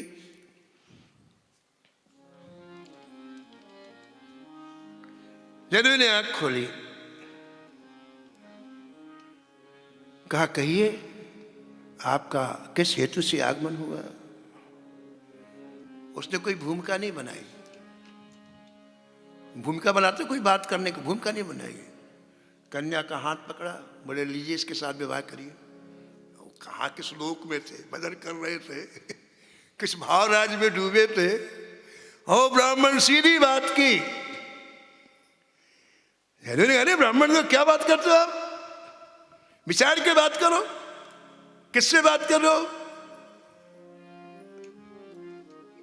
मैं निष्किंचन, मेरे पास न किसी वस्तु न किसी है? मुझे किसी कन्या लेने का अधिकार नहीं है। जिसके पास घर हो, धन हो, संपत्ति हो, परिवार हो, वहां इसके ब्राह्मण को देके कन्या का विवाह करो। ब्राह्मण बोला मैं नहीं कह रहा हूं, जगन्नाथ भगवान ने कहा है। पावर होता ना तो बात वैसी करता है महाराज। पावर किसी के साथ में तो बात करता है। शनिवार इतवार में रिक्शा वालों को पावर आ जाता है, खूब पैसे कमाई हो जाते, नीचे नहीं देखते, ऊपर देखते। सोमवार को फिर लटक जाता है चेहरा। पावर हो ना, ऐसे कि जो किसी का पावर होता है। तो जगन्नाथ जी का पावर था ब्राह्मण को। तो ब्राह्मण ने कहा मैं नहीं कह रहा हूं, श्री जगन्नाथ देव जी की आज्ञा हुई है, इसीलिए मैं आपके पास कन्या देने के लिए आया हूं। और आपको श्री जगन्नाथ जी की आज्ञा माननी चाहिए। आप जगन्नाथ जी की आराधना करते हैं, सेवक का कर्तव्य स्वामी की आज्ञा माने। और यदि आप इसमें से कुछ विचार करोगे तो आपको पातक लगेगा। उचित की अनुचित किए विचारू, उचित की अनुचित किए विचारू, धर्म जाए सिर पातक भारू, करम दाय सिर पातक भारू। मातु पिता गुरु प्रभु के बानी, मात पिता गुरु प्रभु के बानी, नहीं विचार करिए भल जानी, रही विचार करही फल जानी, करिए भल जानी। करिए फल जानी। अब जैसे ब्राह्मण ने कहा ना कि जगन्नाथ जी ने कहा है, तो खड़े हो गए जयदेव जी। बोले क्या जबरदस्ती है, वो भले 16,108 रखें, वो सामर्थ्यवान है, हम एक भी नहीं रख सकते, हमारी सामर्थ्य नहीं है इतनी, हमारा भजन छूट जाएगा। वो ब्राह्मण बड़ा अक्खड़ था। ब्राह्मण ने कहा अपनी कन्या से मुझे इससे मतलब नहीं, जगन्नाथ जी से मतलब है। तू तो यहीं बैठ, मैं चला। जगन्नाथ जी ने मुझे आज्ञा, मैं इससे क्या बोलता, मुझे क्या लेना देना। मुझे तो जगन्नाथ जी ने कहा है कि उसको सौंप दो, तो बस मैं तुझे सौंप रहा हूं और मैं ये चला।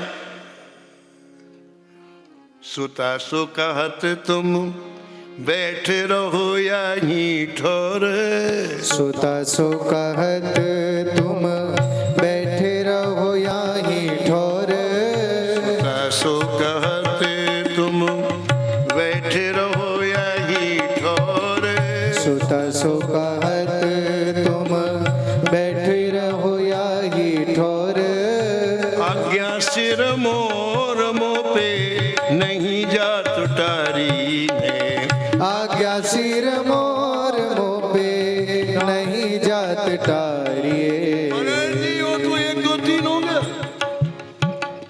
और कन्या बैठ गई, इधर जयदेव जी बैठे, सामने वो बैठ गई। अब जयदेव जी ने विचार कि अब क्या करना चाहिए।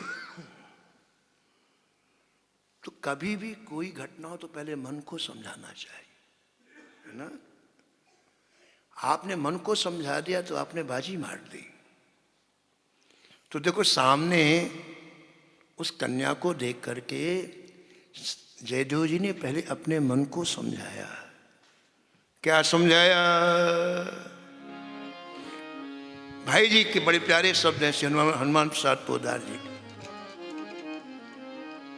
क्षण भंगुर प्रत्यक्ष जगत के, क्षण भंगुर प्रत्यक्ष जगत के, क्षण भंगुर प्रत्यक्ष जगत के, क्षण भंगुर प्रत्यक्ष जगत के, जीवन धन अधिकार, जीवन धन अधिकार, इनके लिए कामना करना, इनके लिए कामना करना, इनके लिए कामना करना, इनके लिए कामना करना, पाना इन्हें सभी बेकार, माना इन्हें सभी बेकार, सुख न कभी होगा इनसे, सुख न कभी होगा इनसे, दुखों के पारावार, ये दुखों के पारा, बड़ी मूर्खता है जो इनमें, बड़ी मूर्खता है जो इनमें, कुछ भी रखता ममता प्यार, कुछ भी रखता ममता प्यार, इन सब का ना जाना है, इन सब का जाना सब है, प्रभु माया का विस्तार, सब प्रभु माया का विस्तार, इनमें रहो असंग भजो नित, इनमें रहो असंग भजो नित, मायापति को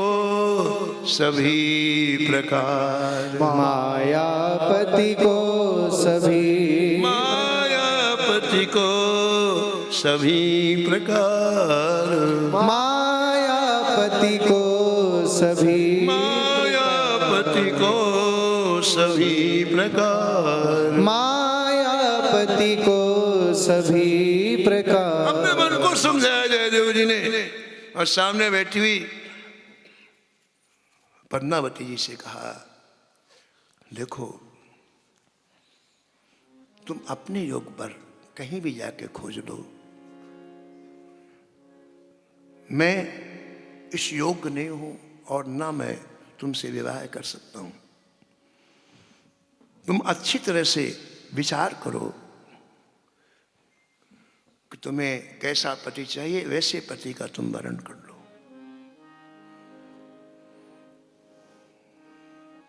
उस कन्या ने इतना अच्छा उत्तर दिया, महाराज इतना बढ़िया उत्तर दिया। उस कन्या ने कहा, महाराज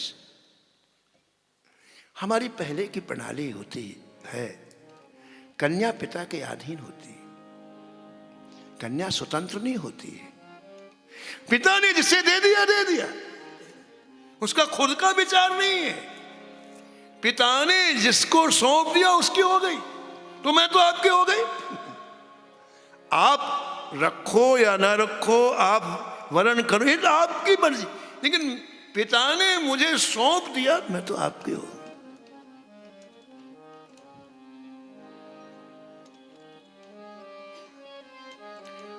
तो अब जयदेव जी घबरा गए। जयदेव ने कहा क्या करना चाहिए? तो जयदेव जी ने विचार किया कि आधी रात में इसको नींद आएगी तो भाग जाना चाहिए। जब समस्या का समाधान नहीं होता ना तो लोग भागते हैं, है ना। तो जयदेव जी ने विचार किया कि ये आधी रात में जब थोड़ा निद्रा की देवी की गोद में आएगी, निद्रा आएगी तो मैं यहाँ से 1 2 3 हो जाऊंगा, चला जाऊंगा, ऐसा विचार। चुप हो गए। सामने पद्मावती बैठी, इधर जयदेव जी बैठे हैं, चुप हो, प्रतीक्षा करने लगे। आधी रात हो, इसको नींद आए और मैं जाऊं।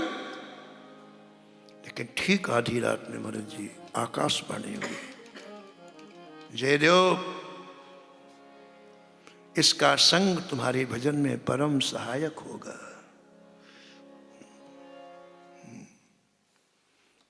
भजन किसमें होगा ये राम जानते हैं, कृष्ण जानते, हम नहीं जानते, है ना। जानते कि नहीं, वो तो जानते हैं। हितरवंश महाप्रभु जी ने अपनी पत्नी को छोड़कर वृंदावन आए कि नहीं आए? आए। लेकिन रास्ते में राधा बल्लाल जी ने 2 विवाह करा दिए। क्या कर लोगे? बोलो। 1 नहीं 2। ये ठाकुर जी जानते हैं किसका भजन किस में होगा। ये अपनी खोपड़ी से निकाल दो ये आप, है ना। आप तो ठाकुर जी को सौंप दो, उनसे एक ही बात करो, प्रभु आप जैसे रखो वैसे रहेंगे, लेकिन भजन होना चाहिए, भजन करवाओ आप हमसे। अपनी कंडीशन मत रखो कि ऐसा हो जाए, कुछ नहीं होगा। आकाशवाणी हुई कि इस ब्राह्मण कन्या को तुम अपने समीप में रखो, इससे तुम्हारा भजन कई गुना अधिक होगा और इससे भजन में कभी किसी तरह की बाधा नहीं पड़ेगी। इतनी जोरदार बात कही महाराज आकाशवाणी में। ठाकुर जी ने कहा इसके सत्संग से तुम्हारी भक्ति में वृद्धि होगी। ऐसे ऐसे परिवार हमने देखे और सुने महाराज जी कि पति पत्नी का विवाह होने के बाद पूरी रात सत्संग। श्री ओरछा नरेश मधुकर साहब जी और गणेश देव जी राजा थे ओरछा के, पूरा राजकाज में पूरा समय व्यतीत करते। पूरे सुबह 9 बजे से लेकर रात्रि में 9 बजे तक, इसके बाद स्नान वगैरह करके और फिर गणेश देव जी के कक्ष में जाकर के पूरी रात सत्संग। दोनों का जीवन महान महान अति महान। ऐसे लोग हैं जो सत्संग में सहायक होते हैं, जो प्रभु प्राप्ति में सहायक होते हैं। और कभी कभी तो पति से कई गुना अधिक भजन में निकल जाती हैं।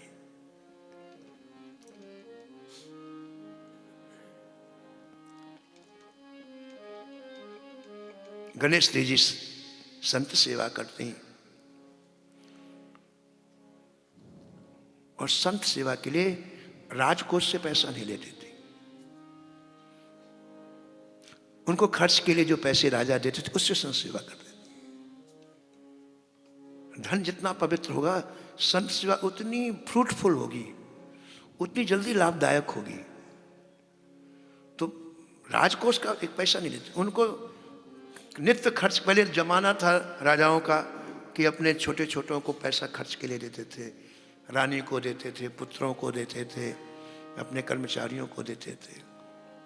महाराज जी सुनाते थे श्री मथुरादास जी महाराज कि प्रातःकाल जब राम जी प्रणाम करने के लिए जाएं दशरथ जी को, तो दस से 1 लाख रुपए खर्च करने को देते थे। कितना? 1 लाख। भरत जी को भी 1 लाख देते, शत्रुघ्न जी को भी 1 लाख देते, लक्ष्मण जी को भी 1 लाख देते। और इन तीनों की पत्नियां जब प्रणाम करती, भरत, शत्रुघ्न और लक्ष्मण जी की, तो उनको 1-1 लाख रुपए देते। लेकिन जब जानकी जी प्रणाम करें तो 2 लाख देते थे। कितने दे देते? 2 लाख। किशोर जी को बहुत चाहे। जनक सुता जग जननी जान, जनक सुता जग जननी जान की, जनक सुता जग जननी जान की, सुता जग जननी जान की, अतिशय प्रिय करुणा निधान की। अतिशय प्रिय करुणा निधान की। ताके जुग पद कमल मनावो। ताके जुग पद कमल मनावो। ताके जुग पद कमल मनावो। ताके जुग पद कमल मनावो। जासु कृपा निर्मल मति पावो। जासु कृपा निर्मल मति पावो। हमें सुना रहे थे कि गणेश जी संतों की सेवा करती और एक दिन कोई दुष्ट व्यक्ति साधु का रूप धारण करके आया और गणेश जी को अकेला बैठा हुआ देख करके बोले, जितना धन रखा है तुरंत दे दो, नहीं चाकू मार दूंगा। अब देखो सेवा करते करते कितना अच्छा हृदय हो जाता है। उसके ऐसे शब्द सुनकर गुस्सा नहीं आया गणेश जी को, न क्रोध आया। बिल्कुल शांत स्वर में बोली, बोले संत भगवान मेरे पास कुछ भी नहीं है, मैं तो केवल महाराज से जो खर्च का पैसा मिलता है उससे मैं संशय, मेरे पास कुछ भी नहीं, मैं कुछ नहीं रखता हूँ, न सोना है न चांदी है न धन, कुछ भी नहीं। भाई झूठ बोलते हैं। और उसने उठाया चाकू महाराज और कस के पीछे से सिर में प्रहार किया। हिंदू संयोग था, ठाकुर की कृपा थी कि उसका हाथ हिल गया तो सिर में न रख के चाकू जांग में लगा। खून का फव्वारा निकलने लग गया, डर के वो भाग गया। एक दासी आई, उसने जल्दी से महाराज अपनी साड़ी को फाड़ करके जहाँ से चाकू लगा था चाकू निकाला, उसमें कपड़ा बांधा और कैसे भी करके कक्ष में ले गई और वहाँ उसने खून से सने हुए कपड़ों को अलग किया। बाहर जो खून फैला होता उसको धोया, उसको ठीक किया। और पहले के ज़माने में लोग देसी औषधियाँ जानते थे।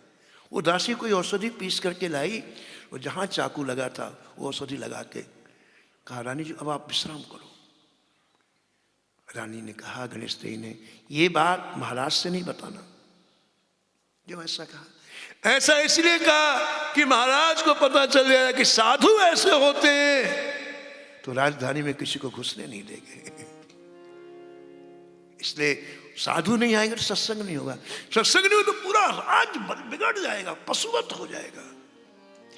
आज भी जिन इलाकों में संत नहीं जाते, संत नहीं सत्संग नहीं करते, जाके देखो पशुओं से बदतर जीवन है। जिन घरों में संतों का आना जाना है, जाके देखो महाराज आप एक सेकंड खड़े नहीं रह सकते हो। अब आपने अभी शुरू में सुना कि रात में सत्संग करने के लिए राजा आते, वो आए अपने समय में आए और देखा कि रानी तो सो रही पड़ी हुई है। तो पूछा, रानी जी क्या हो गया? तो अपनी बात छिपाने के लिए झूठ बोल दिया। बोले महाराज मुझे स्त्री धर्म हो गया। बिल्कुल झूठ। राजा चले गए। कुछ दिनों के बाद फिर राजा आए। अब वो खाओ इतनी जल्दी कैसे भर जाए? चेहरा बिल्कुल पीड़ा पड़ गया, कमजोर हो गया था। आए और देखा, बोले नहीं रानी ने हमसे झूठ बोला है। मधुकर साहब जी ने कहा, रानी जी बताइए क्या बात है? आप मैं अपनी सौगंध दिलाता हूं, आप यथार्थ बात बताओ, क्या बात हुई है? तब गणेश देव जी ने कहा, महाराज पहले आप मुझे वचन दो 3 बार कि मैं जो बताऊंगी तो संतों के प्रति आपकी निष्ठा में कोई बदलाव नहीं आएगा। नहीं आएगा। नहीं। आप पूरी घटना बताई रानी ने कि कोई गलत व्यक्ति साधु के वेश में आया था, धन मांग रहा था और इसके बाद उसने चाकू का प्रहार कर दिया।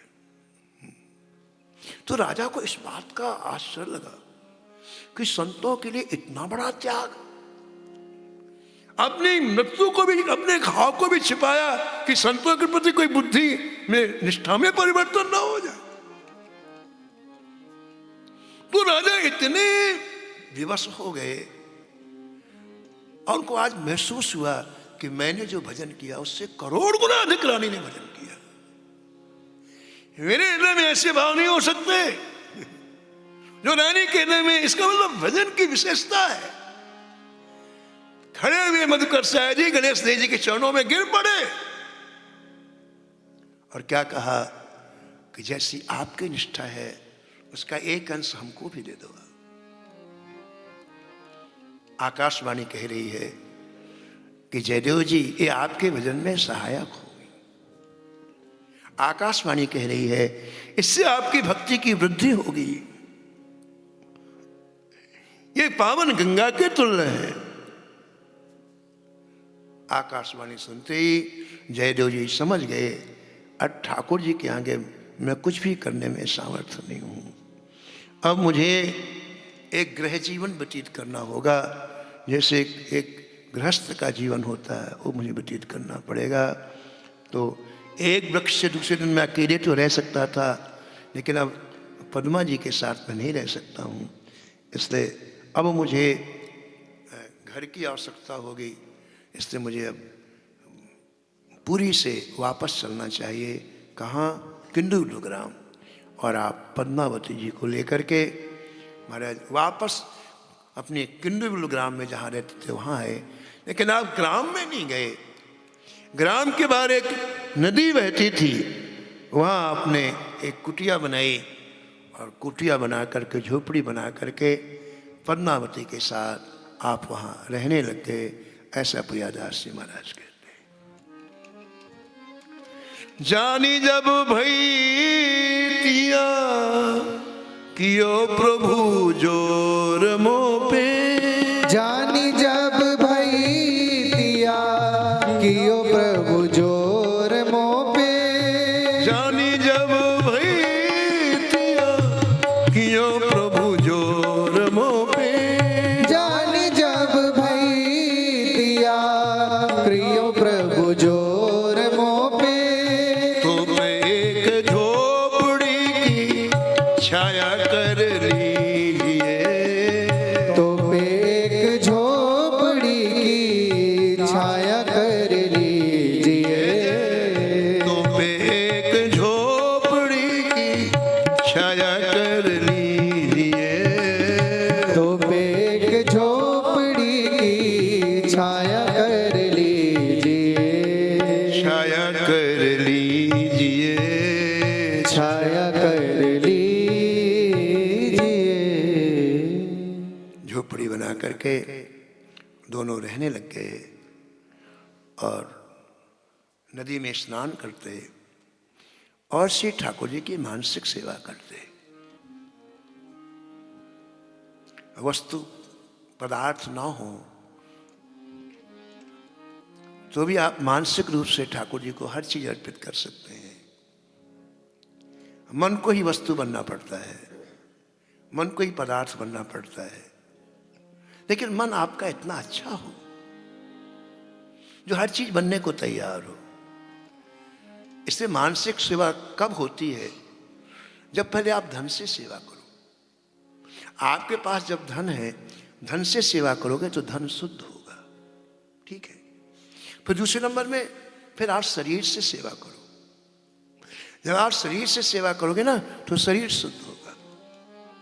हमारे भारत में एक संत थे पूज्य डोंगरे जी महाराज, जो श्रीमद् भागवत की कथा से कभी एक पैसा भी नहीं लिया उन्होंने जीवन में। पूरे भारत में उनकी कथाएं होती थी, बड़ी संख्या में लोग सुनने के लिए आते। तो एक बात वो कहते थे कि जब तक व्यक्ति शरीर से ठाकुर जी की सेवा नहीं करता तब तक उसका सूक्ष्म अहंकार गलित नहीं होता है ना। सूक्ष्म अहंकार गलित करने के लिए ठाकुर सेवा नितांत आवश्यक है। इन हमारे सभी आचार्यों ने ठाकुर सेवा में बल दिया। वृंदावन के सभी आचार्यों ने स्वयं ठाकुर सेवा की और उपदेश भी दिया। तो जब धन की शुद्धि हो जाएगी, धन की सेवा से शरीर की शुद्धि हो जाएगी, शरीर की सेवा से तब मानसिक सेवा हो। ऐसे कोई उछलने से कुछ नहीं होता है कि हम यहां से गए मानसिक सेवा लग जाए, तो होता है। मन को पहले उस लायक बनाओ आप मानसिक सेवा, तब तो मानसिक सेवा करेगा। तो आप श्री जयदेव जी मानसिक सेवा करते, और ग्रंथकार कहते हैं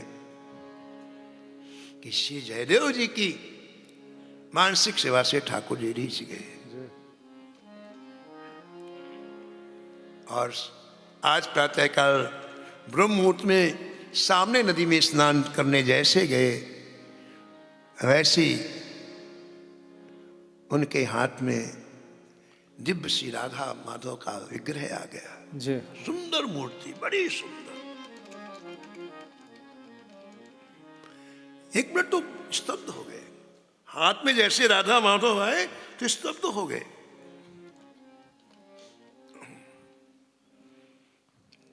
कुटिया में लाए, पत्नी से बोले, पद्मा जी से बोले कि श्री ठाकुर जी ने अनुग्रह किया है, कृपा किया है, अब इस सेवा लेंगे। इसलिए अब श्री ठाकुर जी की सेवा के लिए हमें विभिन्न प्रकार से एक क्षण भी हमारा व्यर्थ न जाए, सारा समय सेवा में लगना चाहिए। सेवा स्वयं करना चाहिए, नौकर चाकरों सेवा नहीं। ये श्री हित महाप्रभु जी ने समझाया। हित प्रभु जी स्वयं सेवा करते हैं, ठाकुर जी की लाल की रसोई स्वयं बनाते हैं।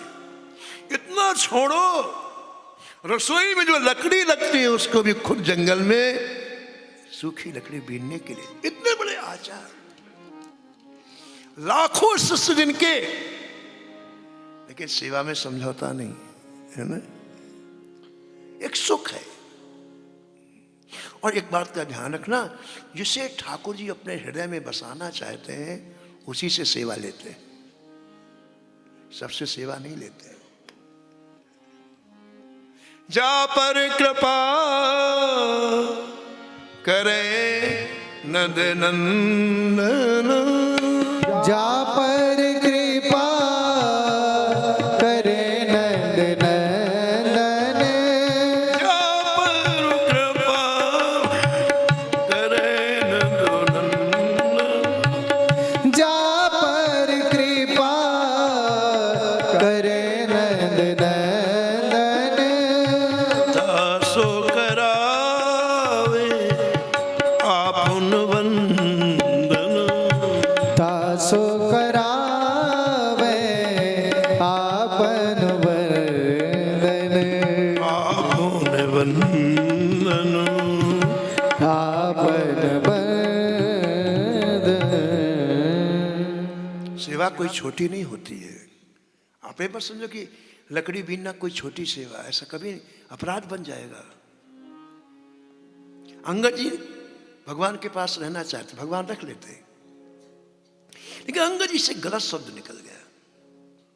अंगद जी ने कहा, नीच टहल ग्रह के सब करियो। अंगद जी क्या बोले, मैं नीची से नीची सेवा भी आपकी करूंगा। सेवा को नीचा कह दिया। भगवान ने कहा जाओ। हाँ, कभी ठाकुर जी की सेवा से कोई, सब सेवा महान है, सब, चाहे वो सोहनी सेवा हो, चाहे वो नाली की सफाई हो, वो सब सेवाएं महान है।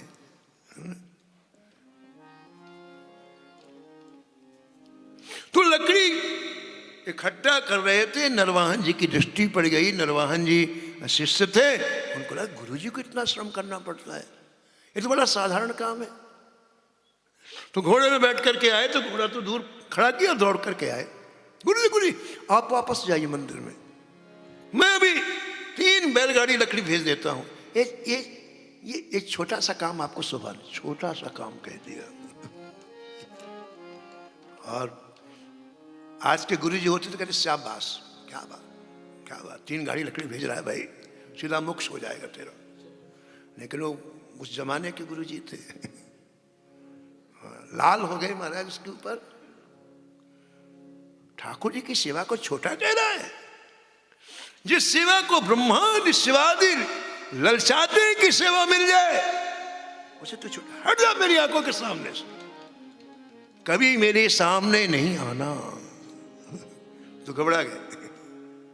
वो तो बेचारे आए थे कि गुरु जी का कुछ सेवा हो तो त्यागी कर दिया महाराज जी।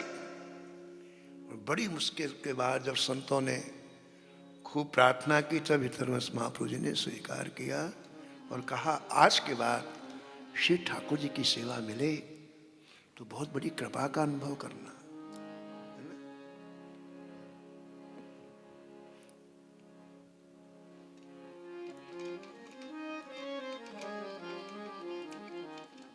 सेवा में हृदय का प्रेम मुख्य है, इसलिए इन महापुरुषों के हृदय के प्रेम का आस्वादन कराने के लिए ठाकुर जी सेवा लेते हैं। उस हृदय के प्रेम को इस बहाने आस्वादन करते हैं, चाहे श्री हित हरमंस महाप्रभु जी हों, चाहे स्वामी हरिदास जी हों, चाहे हरिराम व्यास जी हों, कोई भी हो, इनके हृदय के प्रेम का आस्वादन करने के लिए श्री ठाकुर जी इनसे सेवा लेते हैं।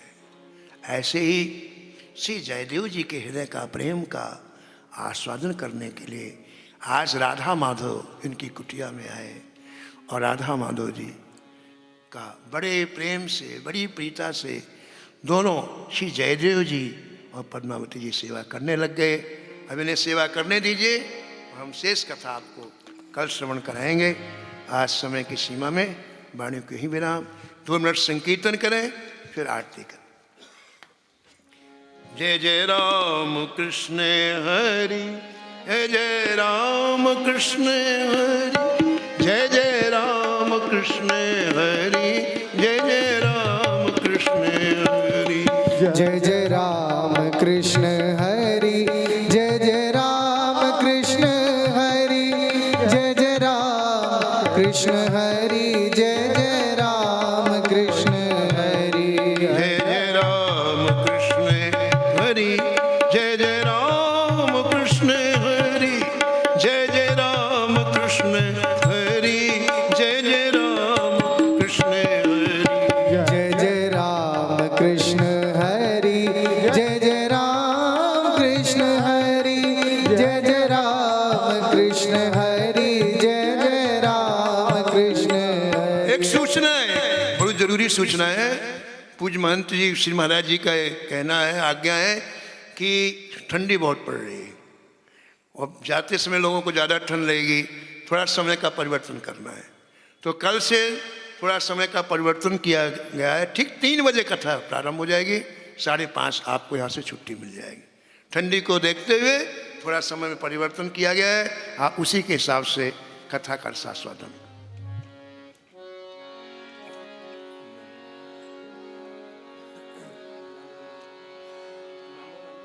बोलो आरती बोलो।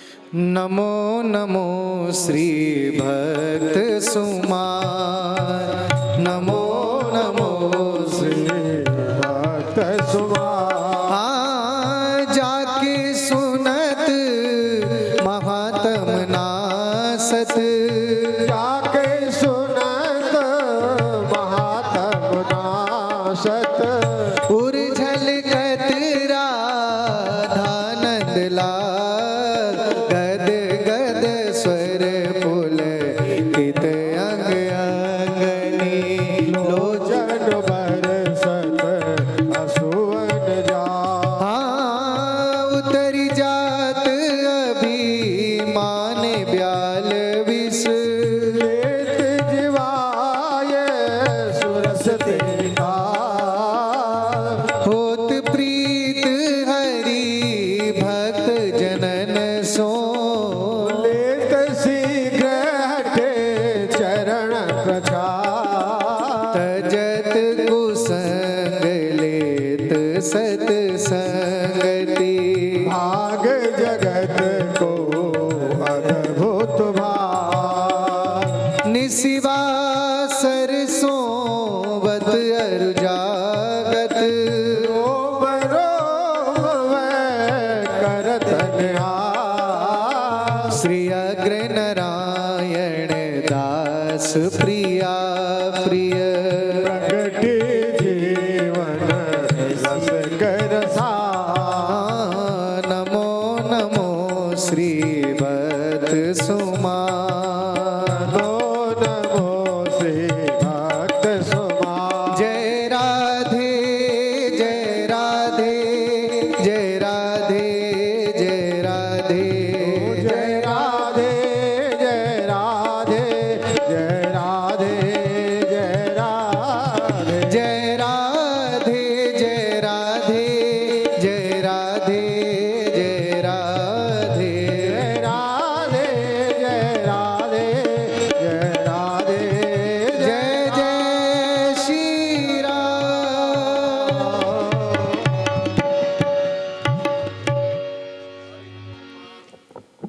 जनवजन्त देवास्तानि धर्माणि प्रथमान्यासन्नः देहनाकं महिमानः सृजन्ते त्रिपूर्वे स्नग्ध्याः सन्ति देवाः हरिः ओम् एकदन्ताय विद्महे वक्रतुण्डाय धीमहि तन्नो दन्ती प्रचोदयात् हरिः ओम् नारायणाय विद्महे वासुदेवाय धीमहि तन्नो विष्णुः प्रचोदयात् हरिः ओम्।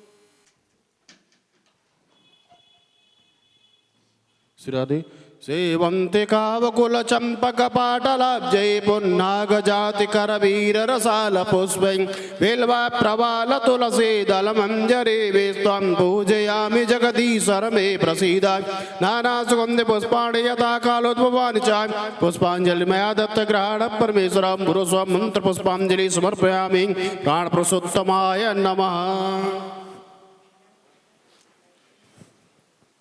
बोलिए व्यास जी महाराज की, राधा वल्लभ लाल की, राधा रानी सरकार